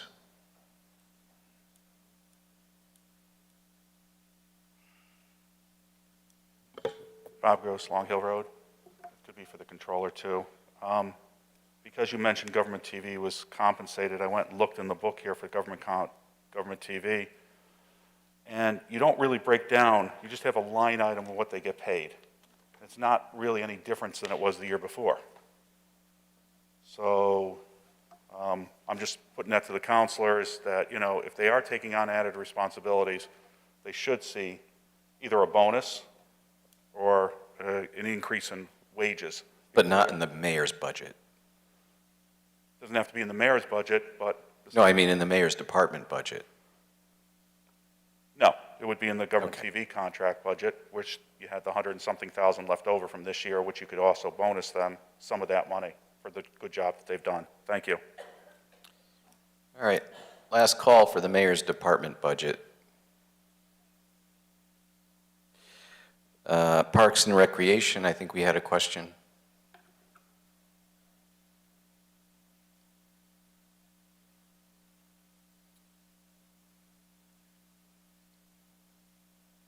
And it looks like,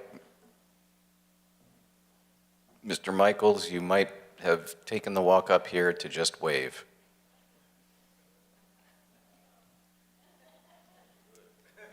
Thank you. Somebody owes you a beverage of some sort. On to pension funds. Mr. Gross, saw your hand first.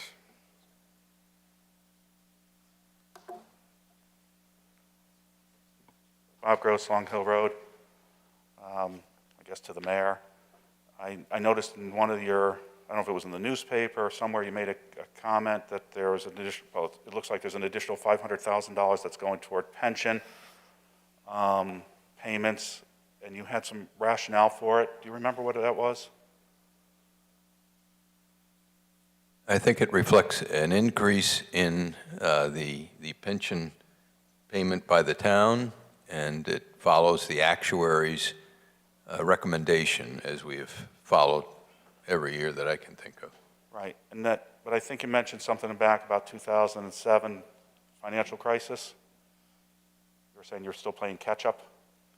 Well, in 2008, the financial crisis resulted in the town going from fully funded to something slightly under 70%, and we're gradually building back. I think we're over 70% now, but it's a process of building back, and we listen to the actuaries and fund. We're now at a 24% of salary, 24% of salary in order to, again, address the pension issues. Question becomes then, in the years since 7-8 meltdown, the market's been on its biggest boom ever. It's never had a bigger run-up and longer bull market, yet we're still playing catch-up. Is it because our investments aren't invested the way that we're capturing the most opportune gains that we could be doing? Is that why we're over $10 million just for the pension line this year? I'm going to let Mr. Senna get into more detail on this, but the actuaries, they're well aware of market value, but market value is evened out over a period of time, because today's market probably won't be tomorrow's. It may be up, it may be down. So they have their mathematical ways of dealing with that, leavening it, and looking at a longer-term issue of what is responsible ways of budgeting. Mr. Senna. Do you have a question on the line item? Because Well, if you want to talk Microphone. if you want to talk about investing the pension, that's No. not what we're here for tonight. Okay, We're here no. to discuss I budget. The I understand, but $9.6 million is what the actuaries told us How much, we had I to didn't, calculate. you can't hear you in the mic. The $9.6 million is the employee's salary times the actuarial percentage of payroll that they told us to use. I thought it was 10-something this year that you're putting in. It's right on page 27, it's $9.6 million. I have the wrong book. Page 27.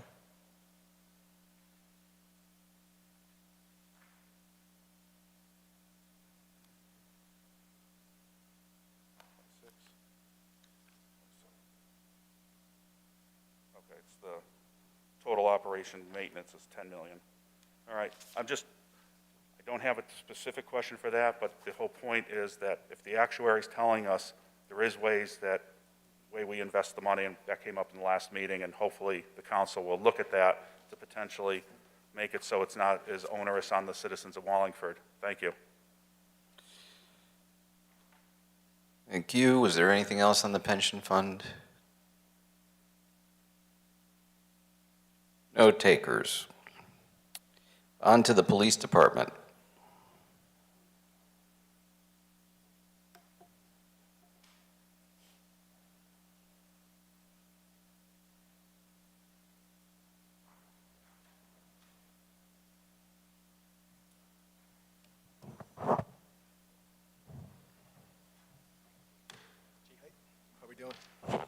Thanks for being here tonight. Thank you. Jared Liu, Curtis Avenue, right around the corner from you. Just a couple of questions. So in the current year budget, management supervisory bargaining zeroed out. I see it's continuing to be zeroed out while you're adding one more management. Can you just tell me the difference between management versus management supervisory bargaining? So the only two managers that are out of the union are myself and the deputy. Because the chief Wright had left, I started at a lower salary, the same with the deputy chief. So our salaries are lower. And then the additional management sworn is the captain's position that we added. Okay. It was the elimination of a lieutenant spot in addition of a captain's position. Okay, so we didn't lose any services, No, sort of we actually- shifting of promotions, retirements?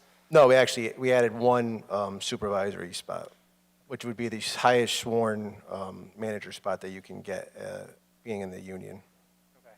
I wasn't sure if we had lost the community service officer, because I thought that person got promoted to be traffic supervisor, and I wasn't sure who filled that. No, so what we did is that we took the traffic lieutenant, and then we converted that lieutenant spot to a captain spot. So that additional captain will be in charge of professional standards to head internal affairs and some of the accreditation issues that we need to do. So what you really did is converted a lieutenant into a captain. So you didn't lose anything. You actually just made that one position higher in rank. Do we still have community policing department? And Yes, which so line it's is that? under a community impact unit. Is that one of the hourly bargaining, or is that one of the management? No, it's hourly bargaining. So Sergeant Brangie is in charge of that division. So that was always staffed by a sergeant, and he's still in that division. What we did is that we took two different divisions. We took the narcotics division, we took the community policing division that everyone's used to, and we combined it into one larger unit to kind of encompass all that we have to deal with. So it's just a combined unit. Okay. Nothing changed, it's just in name and function. Okay, thank you. And I noticed fairly consistently, or at least last year and this year, you have $500,000 in overtime. And I'm curious whether there is a calculation that can be made for hiring staff to replace that. I'm not phrasing this correctly, but for that $500,000, how many staff could you get, and what would that lower the overtime by? Does that make sense? So that's why I asked to add 3 positions to bring us up to 78. We probably should be around 80, 85. And our thought is that the more people that we have as sworn police officers, the less that we would incur in overtime. What ends up happening is that our staff, take for example a day shift, so you run Monday through Friday with school and you run 6 cars. So for a minimum is 6 cars. Now, if I was able to have more sworn patrol officers that I could assign to that shift and maybe bring that minimum up a little higher, or have more people assigned to that shift, that eliminates my overtime. So what we ended up doing is we asked for 3 additional and received 3 additional sworn officers that will bring our total up to 78, which we feel will help alleviate a lot of that replacement overtime. How many more officers would you need to effectively zero out overtime? I would love to get to 85. 85. Sorry, I'm not looking at this right. I'm seeing 96. So that's just a total of everyone. So that's civilian and sworn officers. Right now, we're allotted 75 sworn officers, and I asked to and received permission to go to 78. Perfect. Thank you. Thank you. Mr. Gross.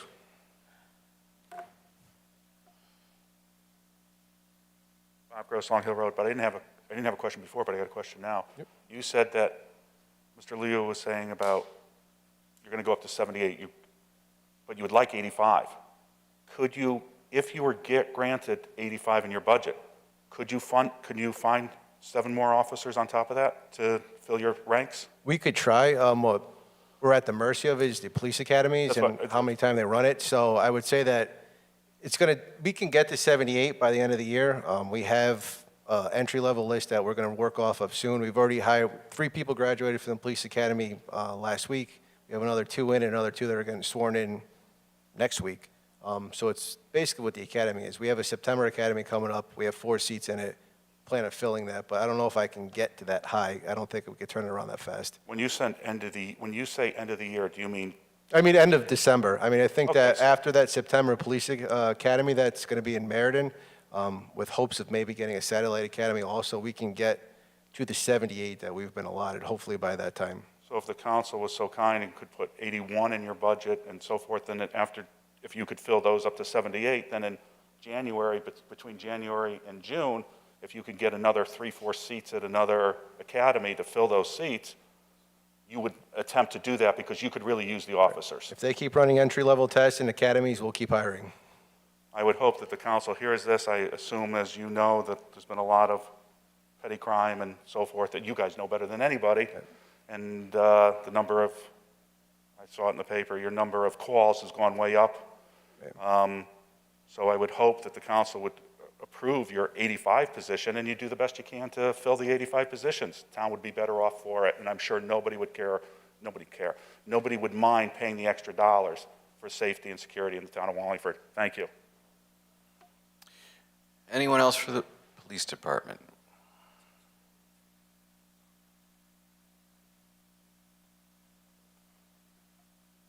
Bill Comerford, 5 Broadview Drive.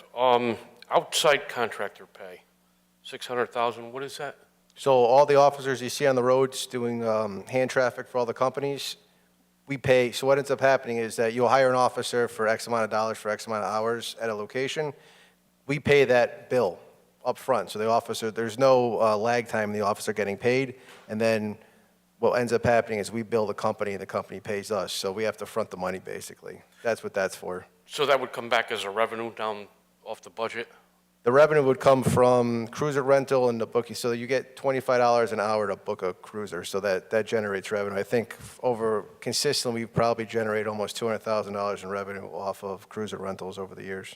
Actually, each year. And maintenance of buildings and grounds, 34,000.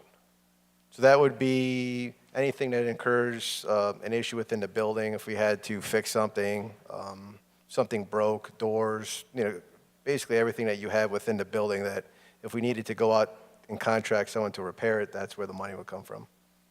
That's at the current facility? Correct. What about the new one? The new one's going to probably need, we're going to have to sit down and look at that new building because we're doubling in size and we're going to have to, account for that to include maintenance and even janitorial services. But speaking today, is this under your budget to maintain the the building that you purchased, or does that fall under Public Works? Public Works. Okay.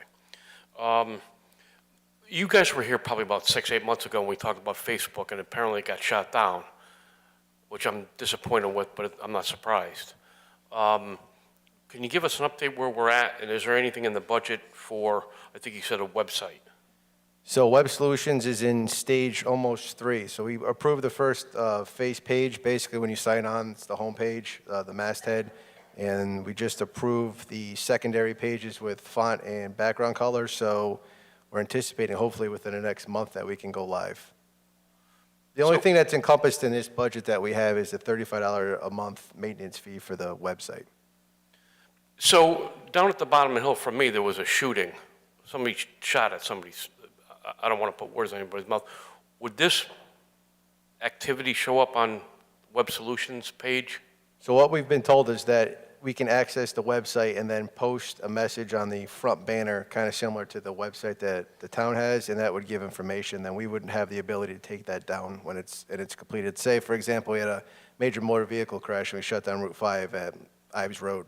We can put down that on the website, and then we can also put down that it was cleared so people know where to go. Does it give you the capability to do some type of blast or a news alert?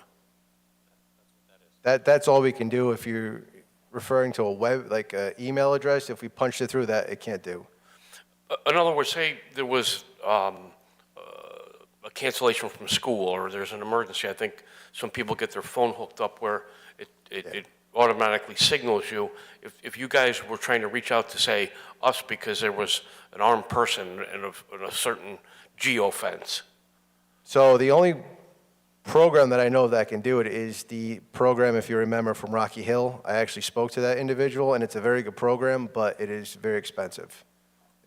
What's expensive? It's like $36,000 a year. $36,000. Thank you. Anything else for the police department? You're all set. Thank you for your time.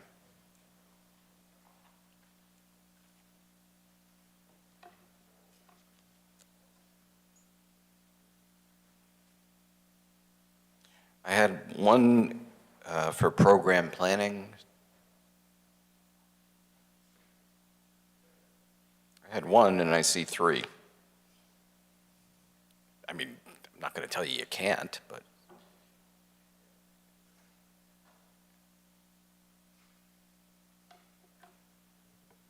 Bob Gross, Long Hill Road. In the past, is this the grant writing department? Mayor? Program planning? Program planning. Yes. Okay. So I looked at the book this year. I just looked at it tonight, and in there it doesn't have you're not listing a grant writer, you list a secretary. Are you planning on hiring a grant writer? We have a grants administration secretary who. That's not a grant writer. And, well, Bob, I'm not gonna get into an argument about how we do the work. We apply for many grants. The individual we have working for us does an excellent job. You may not like the title of the job, but the work gets done, and we do apply for grants. At this time, there's no intention to hire a grants administrator. Somebody said earlier about EDC that, that's something that really needs to be funded to bring businesses to town. Not that Mr. Ryan's not doing a good job and so forth, but you really need a full-time cost, and it costs money. A grant writer would cost, $100,000 to $150,000 a year, a decent one. But the money that they would bring in, and I think the council's aware of this, I don't know what the wall is that you don't want a grant writer for the town of Wallingford. You say that there's grants, but there are so many grants that are out there that we don't apply for in the town of Wallingford that we could get. And it's just a shame, because it's money that the town people end up paying for, that there are grants out there that we wouldn't have to pay for, that it would be funded by a secondary source. Thank you.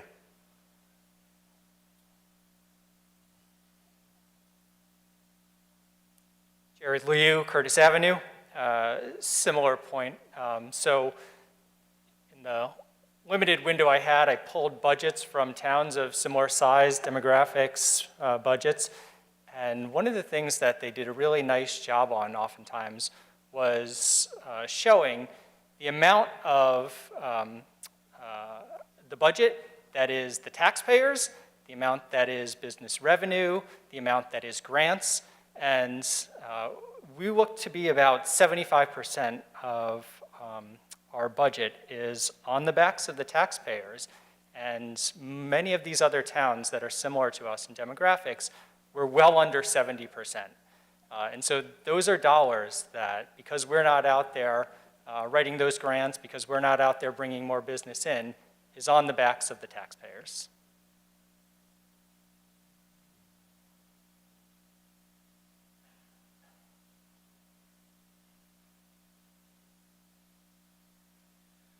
Bill Comerford, 5 Broadview Drive. Just to bring back what they had stated, the secretary, I don't know the exact title. Secretary Administrator of Grants, that's what we're supposed to believe. Is that the person that is considered the program planner, Mayor? No, the title of the position is Grants Administration Secretary. Okay, so who is the program planner? There is no one with that title at this point. So is it you, by charter, is it you? The offices fall under the mayor's department, so I suppose you can say that in some way I fill that role. Okay, because under program, it says the program planner, which we don't have. You admit that we don't have one, so it must fall under you. It says administers municipal grants, oversees economic development activities. Is that the secretary or is that you? That would be the mayor's office. Okay. Work study program, is that you? That would be probably more the Grants Administration Secretary. Okay. Downtown revitalization, you or the secretary? That really is not handled by that department. But it says work study program and other special projects, comma, such as downtown revitalization. Well, that's now not a special project, I guess. Isn't that always an ongoing project, though? It is ongoing, and Wallingford Center, Inc., as well as Economic Development, would be handling that. But this says program planner. Well, once again, these other positions are within that same office, and that's the way it's handled. But when Don Rowe was here, and he was the full-time program planner, that's what he did, right? In part, yes. But now that Don Rowe's not here, we don't have, does that fall into your hat? That falls under, as I've stated, Economic Development, as well as the Grants Administration Secretary.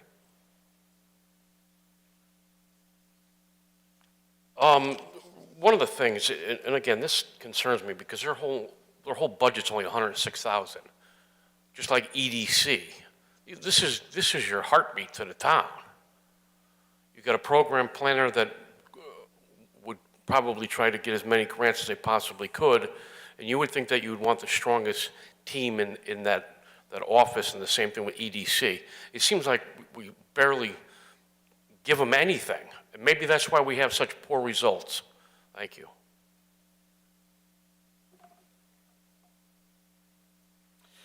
All right, no more hands for program planning. Public Works.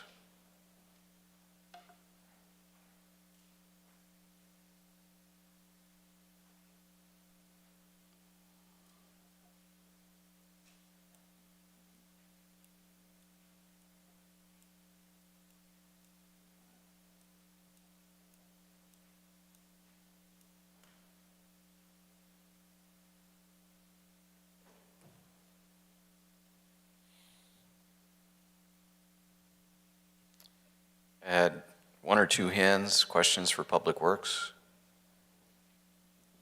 Come on up.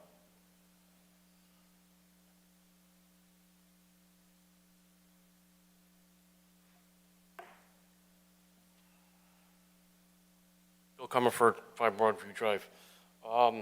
Page 54.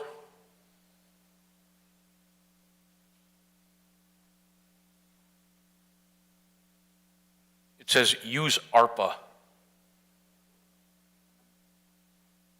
Yes, it does. So we made a number of capital item requests to the mayor, and he was looking to. Can you fund talk some into of the mic, those- please? Mike. You can't hear me? No. Oh, my apologies. So we made several capital item requests to the mayor, and he has granted or approved all of our capital requests, 2 of which he proposes to use ARPA funds. Was this told to the council, Mayor, about the use of ARPA funds for this? It's part of the budget, so now the council reviews and makes decisions regarding the budget. Okay, but there's some discussion about ARPA and ARPA funds and so forth. There's a lot of discussion about ARPA, and now this becomes part of that discussion. So theoretically, every department in the town then could potentially use ARPA. No, it cannot be something that is so generic that it would be to reduce taxes or pay for pensions, there are several other categories it cannot fall into. So these are specific items that do not go to those areas of the law that put restraint on the use of ARPA. Okay, so without me having to look through this, are these the only 2 items in this whole budget that are destined for ARPA funds? Capital items are the only ones identified for ARPA. And it's just these 2?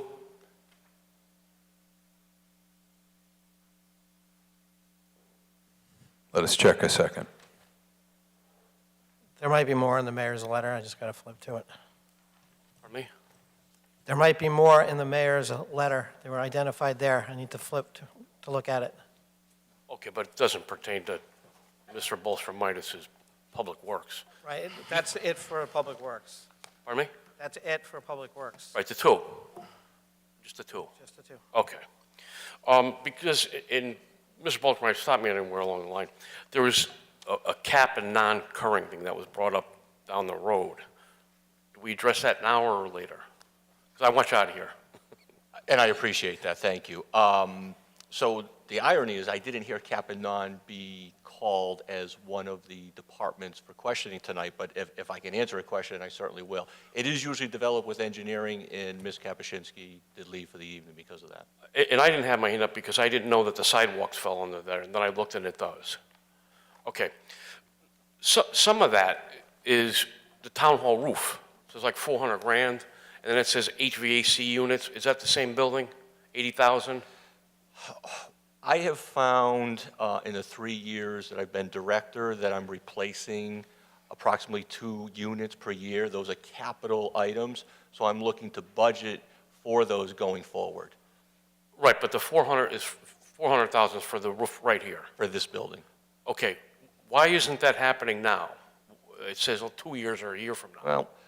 Well, I slated it for 1 year out for 2 main reasons. Number one, I was surprised to find that the roof on this building is not that old. It was done in 1998. Secondly, we very recently put a lot of dollars into several repairs on the roof. So I'm looking to, maximize the dollars that we've just put into it before tearing it off and doing a whole replacement, which again, I think it needs. I think it's going to need it next year. Okay, to that point, I brought up some conditions like the second floor men's room and so forth. To me, it just seems like this place needs a major overhaul. Is your department, or do you talk to the mayor, and is any of that in this budget here as far as all these, I want to say, considerable deferred maintenance? Yeah, so that would fall, those type of items would fall under the item called maintenance of buildings and grounds. What page is that? That is page 52, line 54315. We're asking for $260,000 in that line item.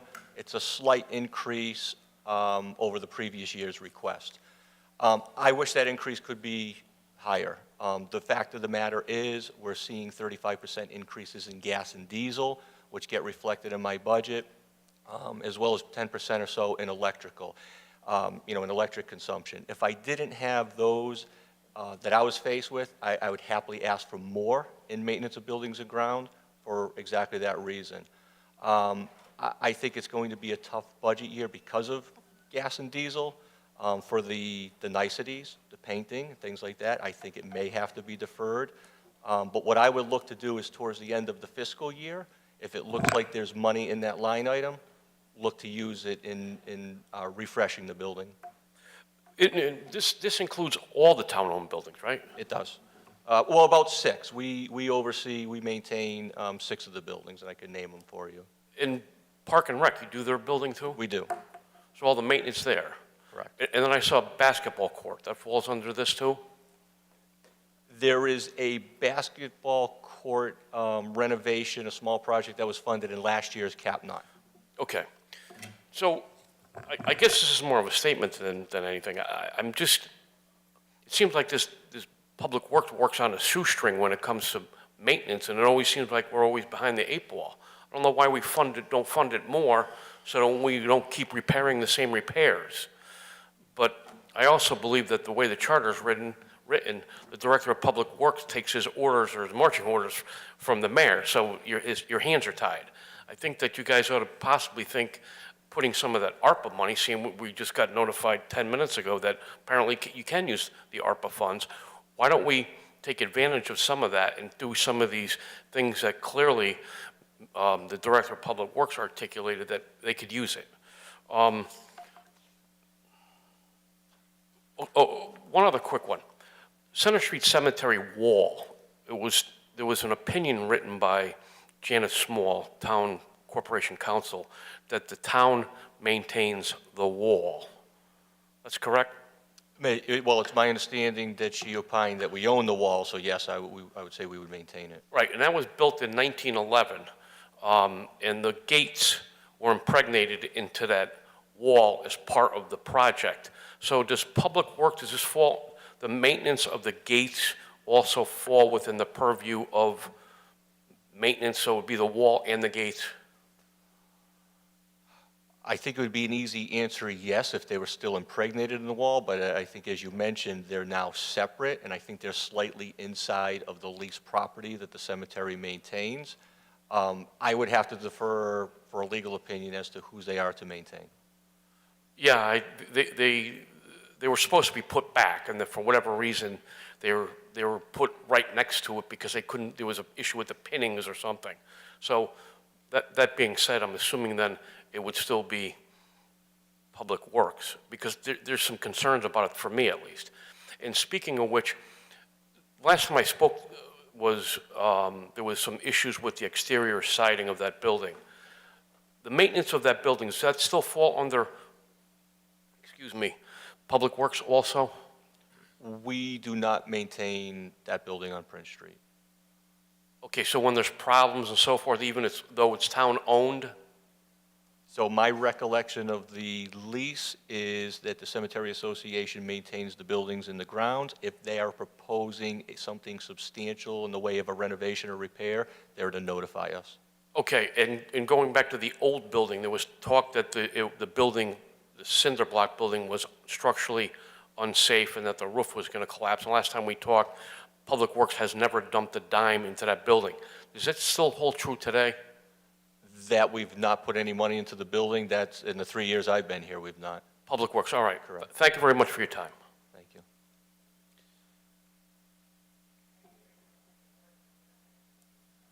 Come on up. I'm sorry if I didn't see you.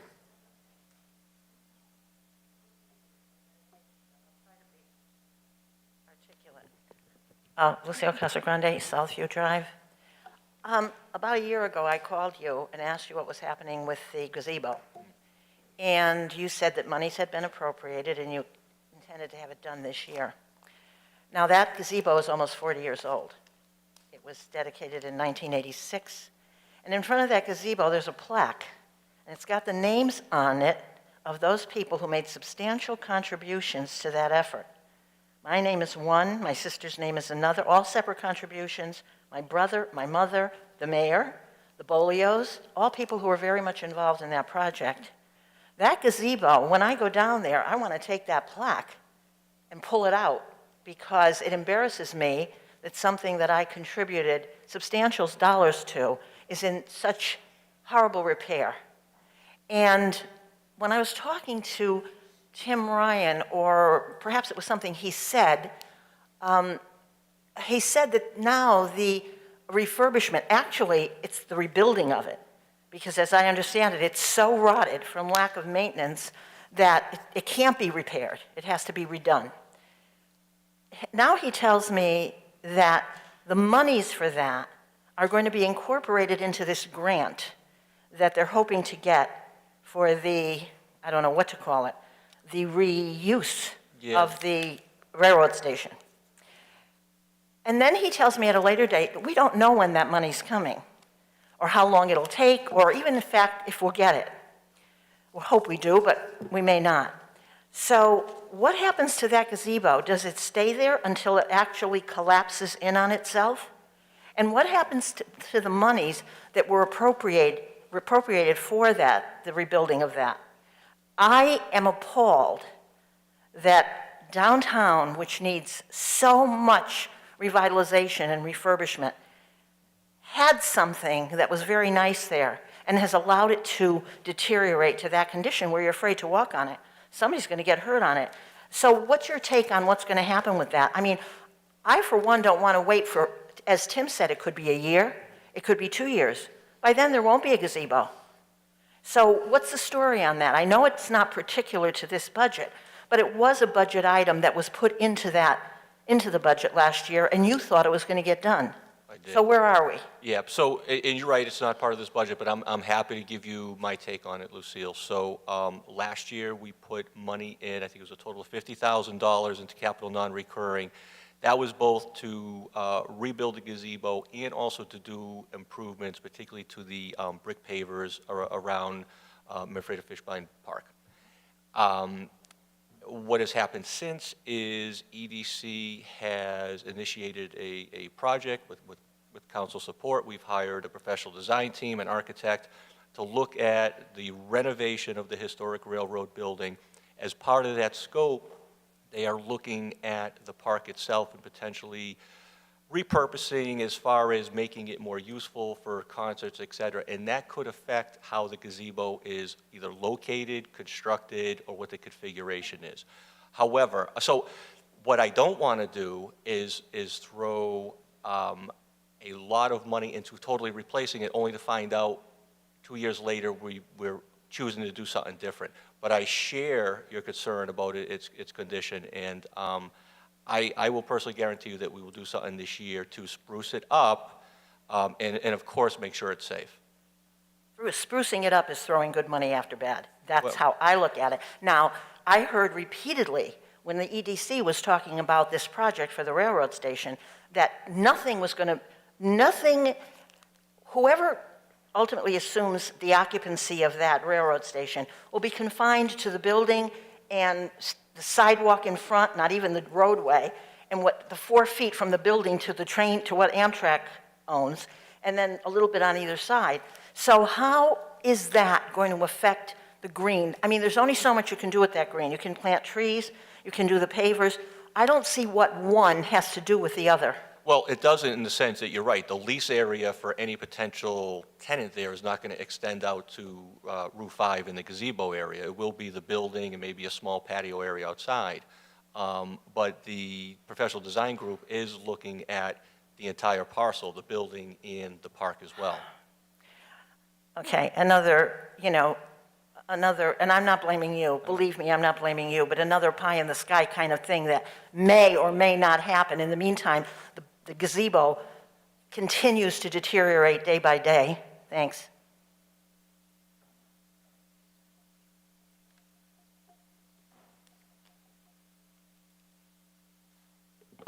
Again, Bob Gross. I didn't have any questions, but these generated questions. So, to the mayor, really. How did you decide to use ARPA money for Public Works versus, say, CRA money?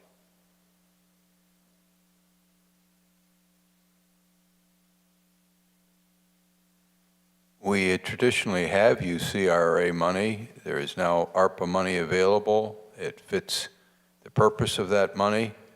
Certainly the expense of the capital is a major expense, and there's an appropriate way to try to reduce the taxes for everyone and apply this in a manner that is good for everyone.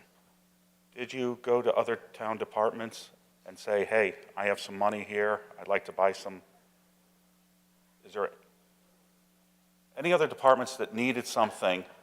Did you go out and reach out to them and say, hey, I have this ARPA money here, I can really do some good for the town with this ARPA money, and you have any wish list to help the town move forward without putting the burden on the back of the taxpayers? Did you do anything like that? That's not my method of budgeting. My method of budgeting is, what do we really need? It's not a wish list. It's not something special. It's not a birthday present. It's what do we need? It has to be something that is a serious need, and it does not create a problem later on by being unsustainable as a result of one-time funds being available. So when budgets are brought, we review everything that's needed, and we look to fund what is needed and necessary. I never ask people, well, if there's a wish list, what would you like to do? No, I do not do that. I probably used the wrong terms there, but this, and you're right, this is great money to use for capital items for the town. I have no issue with Public Works getting these items with ARPA money. I mean, that's a great use of this money. I would think if they needed additional items that they would be funded with the ARPA money. Question for Mr. Baltermitis. It says here you have 41 workers total in department. Your list of things that you maintain in the town of Wallingford is large. You're probably the, if you don't want to answer the question, you don't put you on the spot. Would it help if you had additional, because I think this used to be bigger, this line item. There were more workers here at one time in the past. Town hasn't gotten any smaller, land-wise or maintenance-wise. Matter of fact, there's probably more ball fields and all these types of things that you maintain. Buildings are getting older, need more work. Would it benefit you to add 2, 3, 4 additional workers in the field? Yeah, I don't think it's putting me on the spot. I think I'd give the same answer that the police chief gave you this evening. If he had 3 more officers, you know, what he could do. I think it's true of us. And I think that's part of the, because Public Works has got an arduous job to maintain the town of Wallingford, just between the vandalism and everything that goes on in town, just to keep up with everything. These are things that you could, I would hope that the mayor or the council would add actual workers to Public Works. It would make downtown, as Ms. Casagrande was saying, that it does need some, it needs some massaging. Downtown looks, you know, more than that. It needs more than that. Yes, it needs some work. Yeah. And it's not your fault. And you probably all know, I live in this town too, and, Right. and my family, we patronize downtown. I was at a meeting here, it might have been one of the streetscape meetings we were discussing, and somebody said the town looks good at 20 miles an hour, you know. And it's a great, cute town, but, you know, does it need some sprucing up? Sure. Yeah, and I mean, that's where ARPA money could be coming in, and, you hear that, Mr. Mayor? You could use ARPA money for that. I know you say there's some, it's narrow, but ARPA money's very wide in how you can use it. I mean, some towns are building jetties with them and boardwalks with them, and I mean, that lower downtown, you really could do a nice job of fixing up Wallingford, making it look nice, the green. There's grants out there right now. The grant that you're going for on the train station, that's a parallel grant. You could go for additional grant, because you guys are going, you're the department. It's actually EDC. Okay. Yeah. All right, but there's all these grants out there that you could go for community pool and all those types of things that would really benefit the town, instead of going down that North Main Street extension, Mr. Mayor, and looking over to the right and saying, what is this?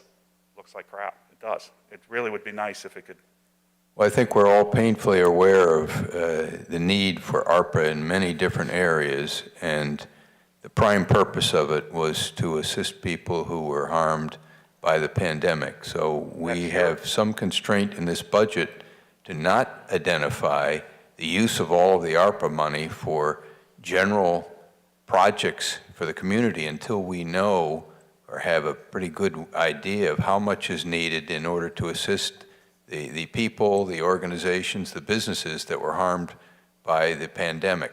No. So that certainly is a constraint that until that question is answered, how much is needed for those people in need, we can't go budgeting ARPA for all of these other things, as nice as they may be. Yes, you can, and you can do whatever you want with the money. And number two is, there is a boatload of money coming down the pike, again, for small businesses.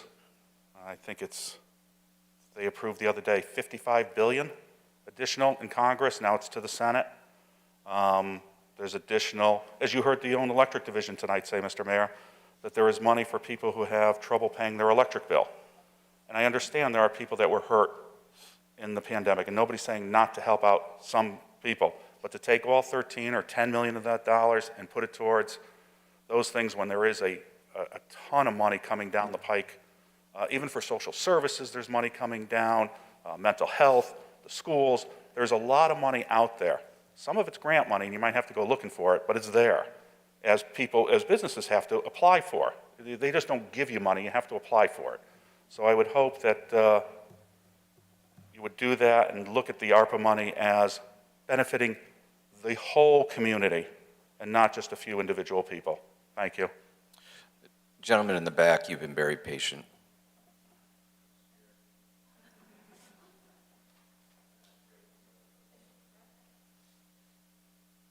Hi, Brian Lamont, Stagos Drive.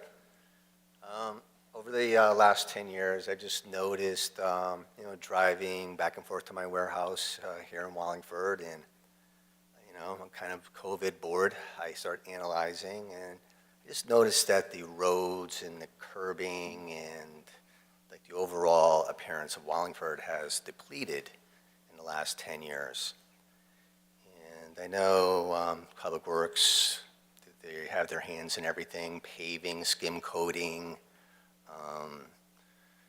I just don't think they can keep up. And I was wondering if there's any extra monies, perhaps from the state, that Public Works can have, maybe to hire Tilcon, get some fresh pavement laid out, North Farms Road and center of town. I don't have all the roads, but it's just, there's so many areas, it just needs help. And I think we need some beautification money. I'm not sure if Public Works has any extra this year due to state, giving small towns like Wallingford extra money.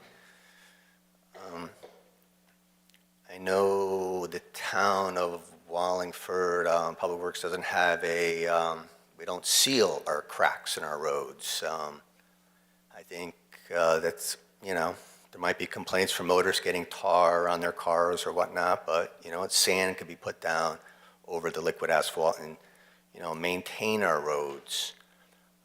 Instead of the town paving, skim coating sections, they could do that in the fall and have, Tilcon do the bigger jobs.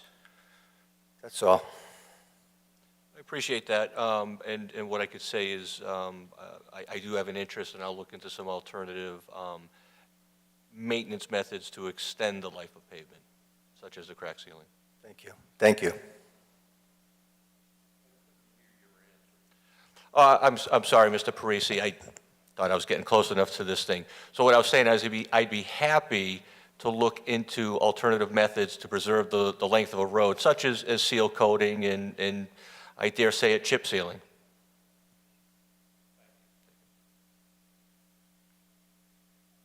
Bill Comerford, 5 Broadway Drive. Another bite of the apple. Wooding Kaplan, is that getting done in this budget? I know it was budgeted last year. Can you give us an update with that? Right. So, like it was discussed this earlier, I don't believe there's nothing in my budget for this, 22, 23 that we're discussing. It was the same answer engineering gave. But it is our intention to complete the Wallace parking lots, this year. Fiscal year. Well, I'm going to say this construction year, using a portion of monies that were allocated last year. But you don't have the potential balance in the upcoming year, so it would be on the 22-23 budget, any shortfall. Well, as Ms. Kapuscinski stated, we just opened some bids, and I'll explain this as best I can. Last year, when it went out to bid as a lot, it was one bid for a general contractor. And quite honestly, the reason was because Public Works, we didn't have the time to administer and oversee it. So the idea was, let's put it out like Simpson Court Rear was, turn it over to a contractor, and get a turnkey project at the end of the day. Well, this year, we're undertaking the reconstruction of the Brothers lot. We're going to do that with our forces in conjunction with the vendors that we have. So now we plan on doing Wallace the same way. It'll be a Public Works project with our forces and with vendors that we have in place, such as Tilcon, our paving contractor. We still needed some sub-trades, such as electrical, concrete curbing, to be bid out. So those were just bid out and opened up. I think what has to happen is we have to look at each of the individual projects, what the quantities are of these bid items, determine what the value is, and determine if there's a delta that still needs to be funded. And then approach, the mayor and ultimately the council for the funding if more is required. So you mentioned the lights, or the electric division. They're adding lights now to that project that never existed, correct? Correct. It is proposed to install parking lot lights at Wallace where they were not previously proposed in the bid package that went out last year. Right, because I brought that up about the lights, which I couldn't understand why we wouldn't be doing it. Is there an updated plan showing the lights somewhere? Yes, engineering would have that. It was part of the bid package. Okay, because the ARPA money could be used for this too. Were you asked about the ARPA funds for this? No, I did not. In fact, I really didn't know much about ARPA other than when I saw it in my budget, and I was excited to see it. So the ghost just appeared. For what it's worth, I'm still kind of confused as to why aren't we doing the downtown Wooding Kaplan as a showpiece. I think Mr. Fishbein brought this up. It's like he wants to make it a showpiece. We've been sitting idle for 10 or 15 years with this project. At least somebody heard me about the lighting. I still don't think it's adequate as far as what they're putting in. I'm hopeful that they would at least sleeve things, because you're probably going to need some type of irrigation, greenery, all different components that could be introduced to make it look a little bit more pleasant, especially knowing the police department's going to be at some point moving out of there. But there's never been any forethought. My first meeting that I came to was in 1998. I asked the mayor to see a copy of the plan. He didn't have one. Didn't have one then, didn't have one now. There's no plan for that parking lot. So all we're going to do right now is after the fact. If they paved it, those lights would have never been there. Correct? If it was a straight paving, that's correct, but it actually, and again, the plan's available at engineering. I mean, if you wanted to get it from my office, I have a copy. It does result in a nice layout of parking with concrete curb and some lawn areas, and we could certainly consider irrigation, of those lawn areas. No, I get that, but what I'm saying is if it was paved last year, those lights wouldn't have existed, correct? Correct, it was not part of that bid package. Okay, and I also brought it up that if it was sleeved, it would have gave us the future ability, without having to rip anything up, for a couple $100 in a Schedule 40 or Schedule 80 pipe to put underneath it for future use, and the same thing for irrigation. I think that sometimes we rush into things as opposed to thoroughly thinking about it. I'm hopeful that it gets done. I think that we should take a step back and do the best that we can with it. Shifting gears to the animal shelter, what's the status with that? Is there any money in this budget, or are we all up to speed with? No, we should be all up to speed. So, I assume you're referring to the state report that came out sometime. No, I was just looking to see. I haven't seen anything about heat. It said before about air conditioning, and I'm assuming air conditioning was done. I don't know if it was just you know? So that was actually funded this year. That came out of our maintenance of buildings and grounds, where we did a couple things. One, we scarified and repainted the concrete surfaces in the kennels areas, the floors and the walls. We also have put out a public bid, and we've awarded, and actually I think installation starts next week, of a heating and air conditioning system for the building, for the kennel area. Okay. And again, just to piggyback off of Mr. Gross, I think these guys are grossly understaffed. They're working within their means. At some point, you gotta step up to the plate and give them more employees to get the job done, because you see the results of it, and take their input, because they see it every day. We don't. Thank you, guys. Thank you.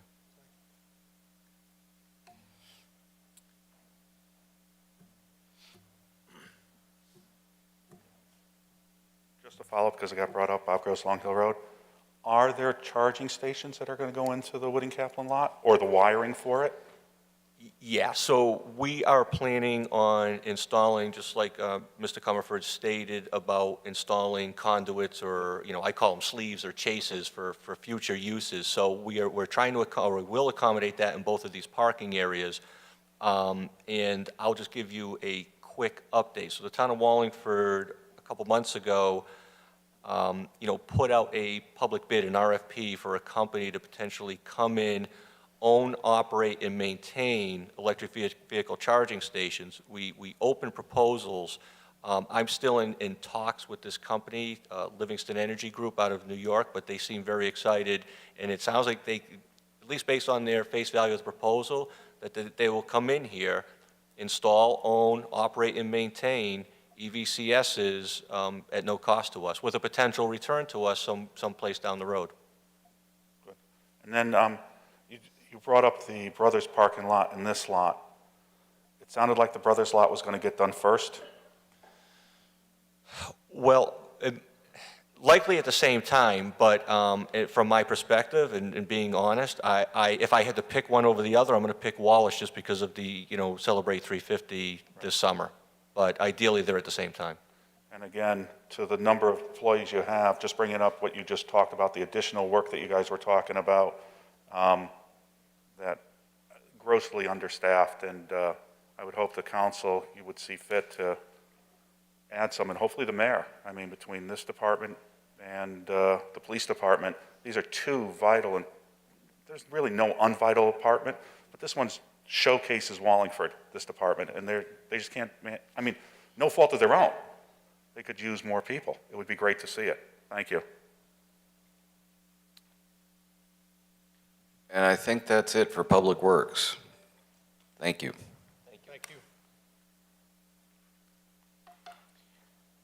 Registrar of Voters. Somebody had a question?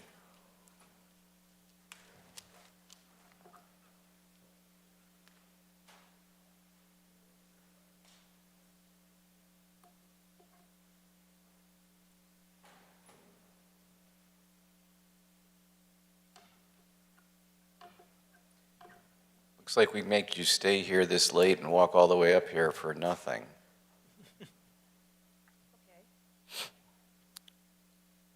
My sheet indicates that somebody had a question for you, but thanks for sticking around. Sorry about that. Yeah, we'll see you in a couple days. All right, next up is Wallingford Center, Inc.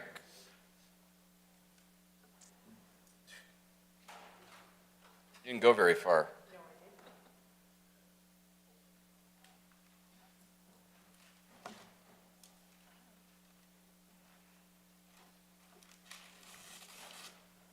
Yes? Go ahead. Lucille Casagrande, Southview Drive. I have a couple of questions. In the budget, you requested $50,000 for streetscape design, and you've got 40. And I'm wondering exactly what that's for. I'm not sure I understand what streetscape design is. It's on. Okay, sorry. Okay, thank you. Streetscapes is where we actually purchase, like the wreaths you might see, for Christmas, the banners you might see, the flags, any of those items. So it's usually any item that would be a long-term item for the town. Okay. Does that answer that question? Yes, it does, and I would like a list of exactly how you were, you don't have to give it to me tonight, obviously, but at the actual budget hearing, I'd like a list of what those items are and how much they cost. Sure. Okay? And to see why we need to purchase, for example, more wreaths, and how you arrived at that figure. And I think if you give me an itemized list, I'll be able to, that will be helpful for me. The other thing, I have a couple of questions about your payroll. Yep. Does every person who works, right now you have 2 paid employees, Correct. right? But if someone were to come in to fill in time and so on and so forth, a few hours, 10 hours a week, 15 hours a week, would they receive a regular paycheck, and would you be deducting the taxes from them, from those checks? You know, would you give them a W-2 or a 1099? Currently, sorry. Go ahead. Okay. Currently, right now, we have 2 part-time employees, myself, and then we just hired an assistant. And yes, they are receiving payroll, and yes, they are taxed W-2 employees. Okay, but I wasn't talking about the 2 of you. I was talking about if somebody else came in. So let's say you needed for a reason somebody to come in 10 or 15 hours a week. I have several volunteers that come in to help me because they're retired and would like to come in and help me. So I give them certain jobs or tasks to do. But it's volunteer. It's so volunteer. There's never in the past history, since you've been around, has someone come in who worked, I would say 10 hours, 15 hours a week. If that happened, they were given an actual check. Correct. And their taxes were. If that happened. If that happened, okay. And that's how you would handle it now. Yes. Now, so out of your check and out of your assistant's check, it's taken the payroll taxes and the unemployment taxes. Correct. And that's always been the case. Correct. So have you paid those taxes into the state for 2021? Yes. we Okay. have. I have a question. They weren't paid into the state 18, 19, and 2020. 2018, 2019, and 2020. Those taxes, though they were taken out of the paychecks, were not paid to the state. And there were a series of fines and penalties and so on. How did that happen? No. There were those, by the time the IRS got our payments, and by the time they actually recorded those payments, especially during the pandemic, because it was crazy, they didn't catch up with each other. So 2019, 2020. 2018? 2018. I want to say that they were, by the time the IRS got completed and the payroll was submitted to them, the records weren't jiving. But So yet, you had to pay fines and penalties for that. If What it was ha- their we- fault, why would you be penalized? Well, we didn't, Can I ask, does it impact the current budget? Who's asking No. me that? no, Okay. no, Well, it these doesn't. questions are about the 22-23 Right, but budget. I'm wondering how they're proceeding with this budget. Is that a pattern? Is that not going to happen again? That is, it's all clear, that piece has always been pretty consistent and clear. And if ever we did get an IRS statement saying that we were not complying, correct, our accountant would then turn around and make us compliant. So that was always taken care of. Okay, I'm hoping it's not going to happen again because it happened for 3 consecutive years, and that's not how I want to have a public organization run. I appreciate that. Anyone else for Wallingford Center? Come on up.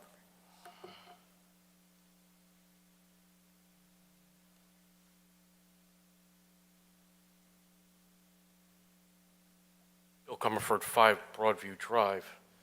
Did you guys receive Chairman Cervone's letter dated February 1st? Yes, How come you guys didn't comply with what he requested? we've complied with everything. Is that the case, Mr. Cervone? Because I don't have a copy of their the stuff that you asked for. As of today, I got a response from you saying that you didn't receive it yet. I'm sorry, I thought you were asking about the Center Street Cemetery in your email. It was both. It was Wallingford Center and Center Street Cemetery. I did not understand your email that way. I thought you were asking about the Center Street Cemetery.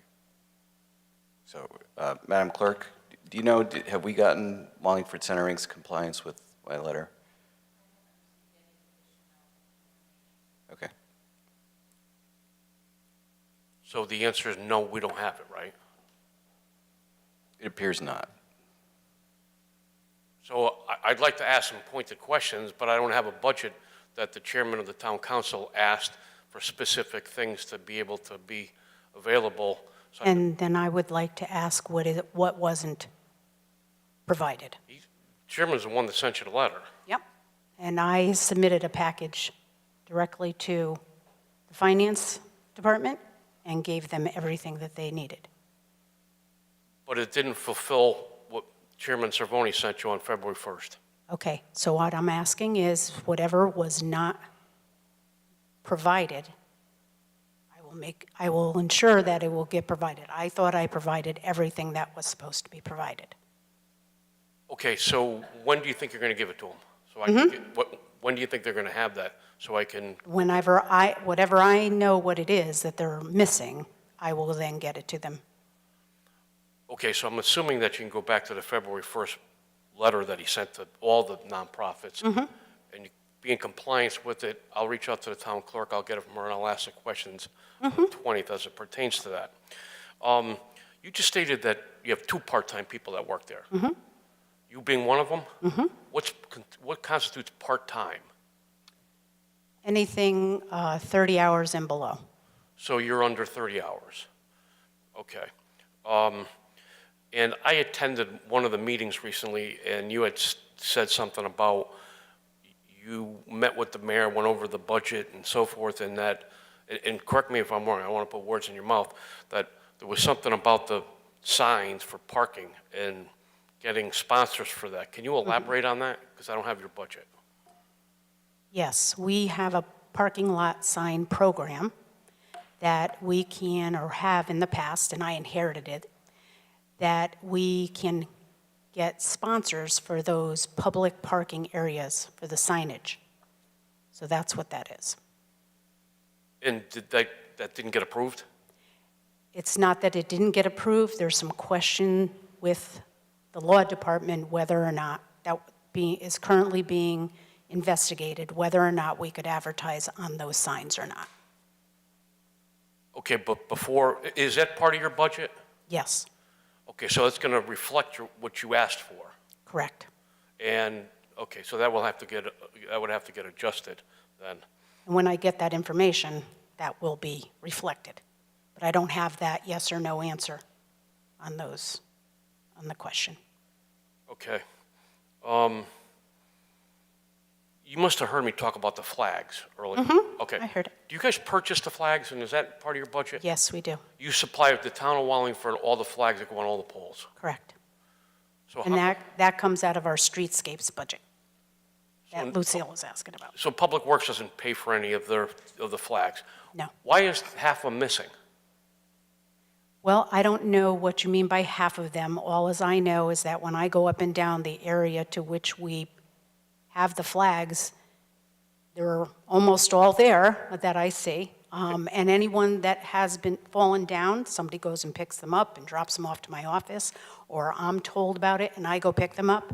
But if there are flags that are missing or poles that are missing, I would have to see why that is the case. Okay, so when you go over the railroad tracks from there all the way down to Wallace Park, all the way around Wallace Park, all the way down Hall Avenue, there's no flags. But you just stated that you buy them all. We buy them, yes. So there's ample enough flags, you just don't know where they are and, No, I would have to see, I know in the past down at that area, there were flags down at that area previous years. So if they're not there now, then I would check with Park and Rec and find out why. I would check with them, Park and Rec or Public Works? I'm sorry, Public Works, my apologies. Begins Public with a P. Works. But you guys purchased them at last year's budget, and there's nothing in your new budget that I'm waiting to see as far as the. No, we just purchased some more flags because a lot of them were either ripped, torn, not in good condition, so we just did purchase. Okay. In that same meeting, you stated that you were searched out or seeked out, or somebody approached you about giving you guys a grant to do work at Simpson Court. Is that the case? Is that reflected in that new budget too? It is not at this point because I cannot determine whether or not I'm going to get that grant. So if Simpson Court, if we end up doing anything at a Simpson Court, we have to do it within our own budget. That didn't quite answer your question, did it? So it is reflected in the budget. It would be under program and operations. So it would be under a source of revenue. mm-hmm. Yes, if we ended up getting money for it, yep. And what was the plan for the money? The plan for the money was actually to redo those 5 circles, those gardens. As you well are aware, as you helped me one time, some of those plants and trees are not doing well there. So what I have to do is, and it's because people are either stepping on them or the public and their animals are going through them. So I'm going to attempt to put up a town hall approved wall or pavers around each one of those and raise the garden beds. Okay, and the town engineer was here earlier, and I talked to her about Wooding Kaplan, same thing with Mr. Bolshermitis, about the lights, but then I also asked her prior to that about bicycle racks and so forth, and she indicated to me that Wallingford Center Rink was going to do all that. Yes. So again, that would come out of the streetscapes budget. So if we were going to do anything in that area, if there was grass or an area, because we know now that it's going to be lighting, we might be able to put benches and flowers there as well if there was an area to do that with. So yes, it would come out of our budget. Were you guys asked for any input for that project? No. Okay, that's pretty sad. I'm sorry to hear that. And just to add something else to that, we'll do the same for the Brothers parking lot as well when that's paved and done. We'll put in what we think should be appropriate for that parking lot. So maybe you guys ought to contact them to let them know that you have some interest. I have spoken with I keep saying that, Public Works, to discuss what it's going to look like and what we can possibly potentially put in. I'll wait for the budget because I can't really ask anything without seeing it, but thank you. Okay.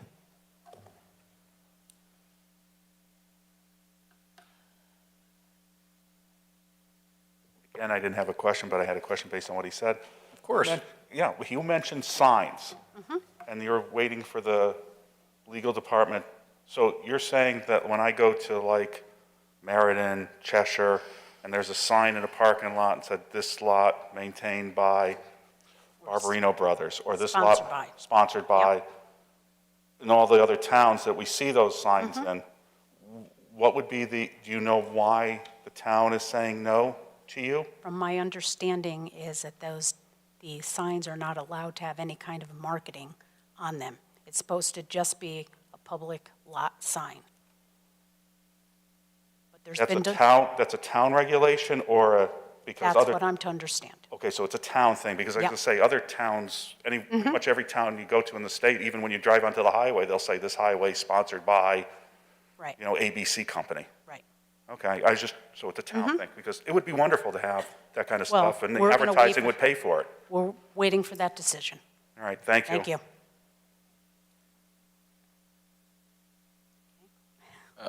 Okay.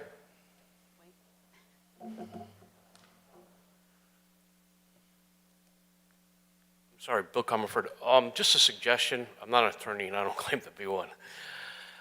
I would check with the law department if you can receive a grant or ask for a donation for private property as an arm of the town without getting permission from either the town council or whomever. I know that you stated that you had somebody, and I don't know, I'm just throwing this out there, it might be Cal Cagney. I don't believe that you or your organization can go solicit funds to do something that's not approved by the administration, but you might want to check that first before you get that, because right now, if I was one of those donors that paid for the signs, and I find out that, hey, you weren't supposed to do it, but yet they gave you the money, I would be a little upset. Well, just so you know, that those parking signs are in a cycle, so to renew the cycle, we're in it now. So they paid for, say, a 2-year, 3-year program. That 2 or 3-year program is done with. So whatever they got. No, I understand that, but Okay. what they're alluding to is that it was done wrong the first time. If it was done that way the first time, you'd be able to do it the second time. Things might have changed between that year and now, 3 years later. All right, well, we'll ask it on Yes. the 20th. Thank you.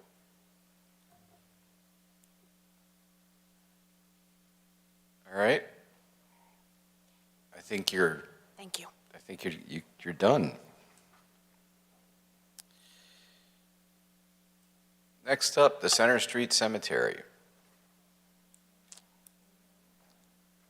Is that you, Mr. Gross?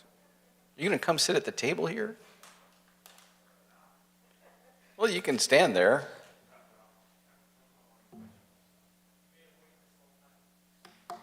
He's not last.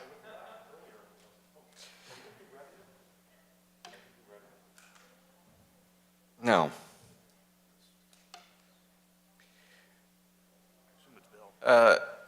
Questions for the cemetery?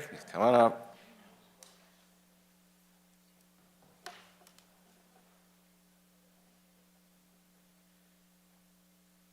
Bill Comerford, 5 Broadview Drive. Mr. Gross, same question that I just asked Wallingford Center Inc. Why didn't you comply with Mr. Cervone's request for the information? He has a copy of our contract. We're contracted. We're not part of the town. We're a contract agency. We're a private contracted agency, and he has a contract of ours, as does the mayor. So you received the letter and you decided not to comply with his request? He has a contract of ours. I didn't ask about the contract. That's what he has of ours. He has a contract. But he asked for specific information specific to granting funds based upon, I think, 4 criteria that they may have passed an ordinance or something. We spoke to the mayor on it. The mayor didn't ask for it, the council chairperson did. He has a copy of our contract. I mean, you can ask the same question 10 more times, I'm going to still tell you he has a copy of our contract. We have a job that we need to perform to maintain Center Street Cemetery, and that's what we do. So you guys at the council ought to be aware. This is the same group before that didn't even want to comply before.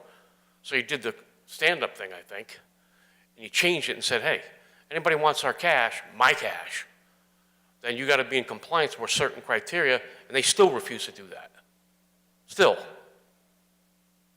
For whatever reason. So it's kind of hard to ask questions when you don't even know what the numbers are, how the money's spent, things are done right, because there's a whole litany of questions, but they refuse to answer them, and they refuse to be in compliance with the town council chairperson, which it bothers me immensely. I'm not taking it personally. Well, as taxpayers, we all should. Maybe you can answer this, Mr. Gross, and it has nothing to do with your contract, because I think you're in violation of the contract, actually. Well, that'll be a play for another day. When somebody is a taxpayer in the town of Wallingford and can prove that they lived there for a year or whatever the criteria is, can they take a designated spot and say, that's mine? Can they take, what do you mean, take a spot? Mark it. If I wanted to get my headstone put right in a certain spot, and obviously I didn't decease, I'm not deceased, not yet, do I have the right to be able to do that based upon your rules and regulations, which would be an income item on your budget? You would know, you read the book. So the answer is, I don't I don't get involved in that particular aspect of marking the graves or selling plots. I'm not talking about marking them, I'm talking about as a revenue source. You guys sell perpetual care as part of your program. We don't sell perpetual care. Perpetual care is, at any cemetery, perpetual care is a fee that you pay to the cemetery to maintain the grounds of the cemetery. Which is how much? Right now, it's $500. Okay. For a full body, for a cremation, it's $250. So my question then is, if I went down there today and I said, I want that spot, and I'm gonna go get my headstone, and I wanna put it right there, I have that ability to do that, and then am I charged for the perpetual care at that point? Well, you're charged to put the headstone in, and you would be charged for perpetual care. So I can do that, I can go down there tomorrow. I don't know, you'd have to talk to the sexton on that. I don't sell the graves, Bill. It's free. But you're talking about marking it in advance. I don't get involved in marking them in advance. That would be with the sexton. But is it allowable? You'd have to ask the sexton. But you're the president. The president doesn't need to necessarily know everything that goes on, Bill. The sexton works for you. Theoretically, yes. So theoretically, if everybody in the town wanted to go down there tomorrow and each cough up $500, it would influence your budget.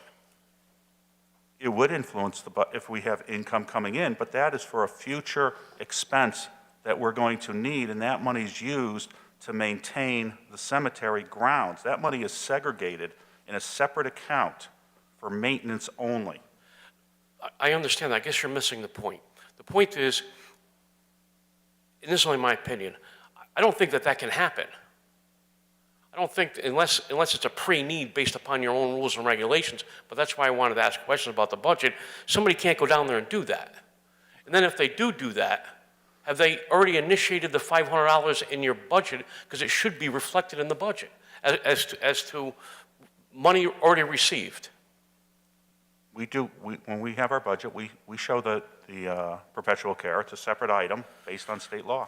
Okay, you're evasive. The gates. You guys maintain the gates? They belong to the town. They belong to the town. So it's not part of your contract. We maintain as much as we can, Bill. If there's something major wrong with them, we would look for the town to repair them.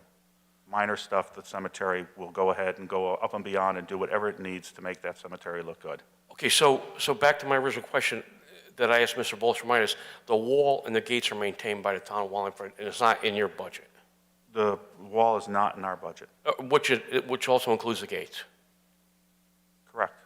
The gates are not in our budget this year, I know that. Okay, and we also talked last year about ground penetrating radar. Is there anything in this year's budget for ground penetrating radar, and where are we at with that?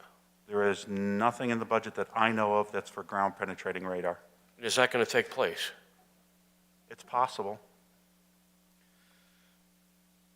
Okay. As far as a list of assets go, are you going to supply that? To who? Pardon me? I said a list of assets. Who would we supply a list of assets to? We're a private agency, Bill. Okay. All right. So to be clear, on the 20th, nobody's going to get anything then?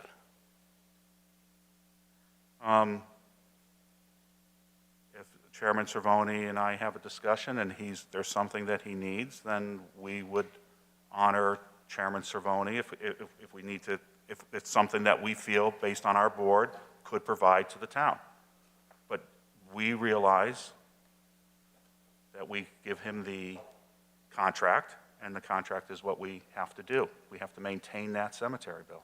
Okay, so again, my last time. If Chairman Cervoni says, look, everybody else is in compliance with what we asked them to, and he says, just follow what we asked, you would follow that? No, I said we would have a discussion, and if we could honor, based on talking to our board, then maybe we could. Okay, so if you're not in compliance with his request, then again, we'll wait till the 20th. It's pretty sad that this is the second time that this is happening, and you have to question why. Thank you. Anyone else for the cemetery? There being none, Mr. Gross, you can resume your position. I have a question. You have a question for yourself? Yeah, it was a joke.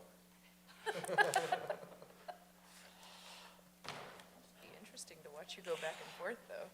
I said it would be interesting to Yeah, I watch could you go go back and forth. That would be All right. Ms. Miranda, you're still with us? You're still awake? Somebody still here with a question for Youth and Social Services? Oh, yes. Come on up.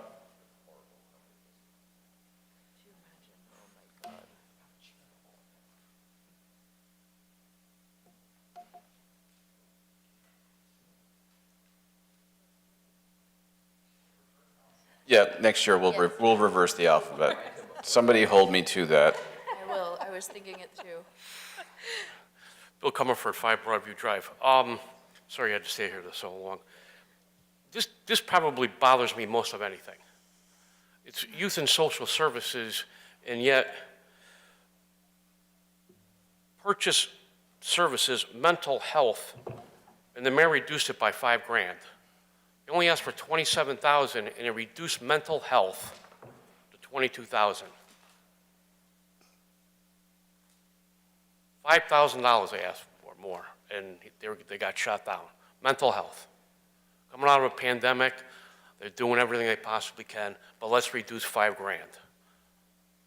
Now, how about youth projects? They asked for $35,000. That got shot down by $7,000, so they're at $28,000. Okay? Mental health and youth projects.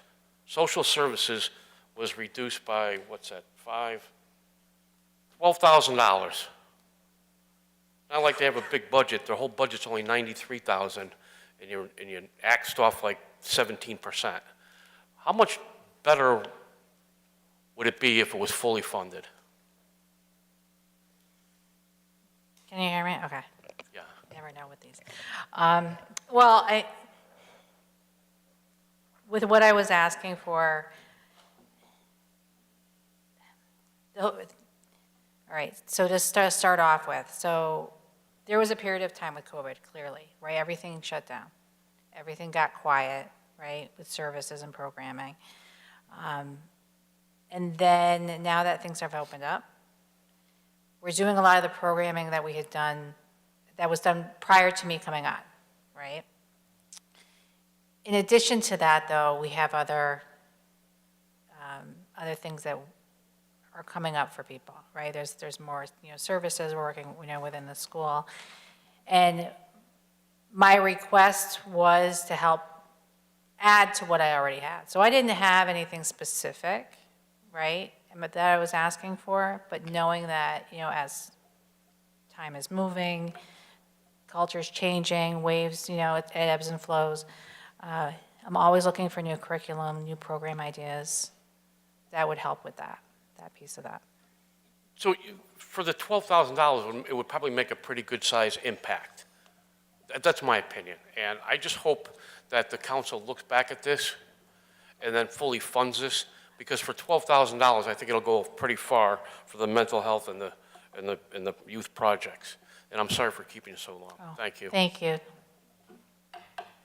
Anyone else? Well, thank you, Ms. Miranda, for closing our event this evening.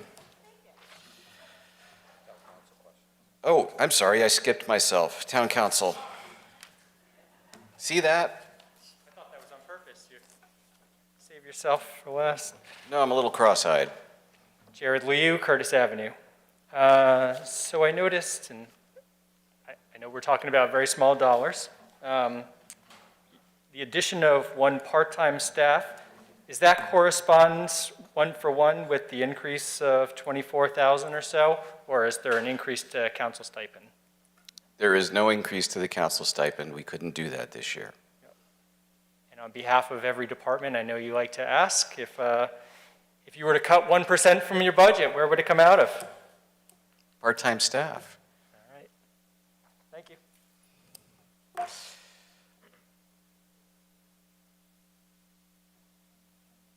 He didn't elicit a response. I had one. I had a question on this one. In your budget this year, based on what's happened with the council in the past and what's happened recently with an appointee of the council, Do you have in your budget diversity training? So we do not. And I've had some conversations with the law department about doing that, and it wouldn't be something that just the council did. It would be something that we'd explore for more than just the council. I think one of the hampering events was the whole COVID situation, so we can explore that again. It would be, it would be beneficial. I mean, there was some racist, anti-Semitic, anti-woman, anti-black statements made by counselors and appointees of the town, or memes and so forth. So I would hope that in short order that these things would come forward. I mean, pretty much in any business, diversity training is required. This hasn't happened in years here. I can't remember. I think Iris Papali was on the council last time he had diversity training. So that goes back quite a few years. So, and they had it on Rosh Hashanah, which was really a nice little touch to it. But so I would hope that maybe that they would have, what's happened. It's in the papers. It's something that could benefit the town. Thank you. Thank you. There being 4 people left here with no hands up, I declare the public hearing closed, and I will just adjourn this meeting. Thank you.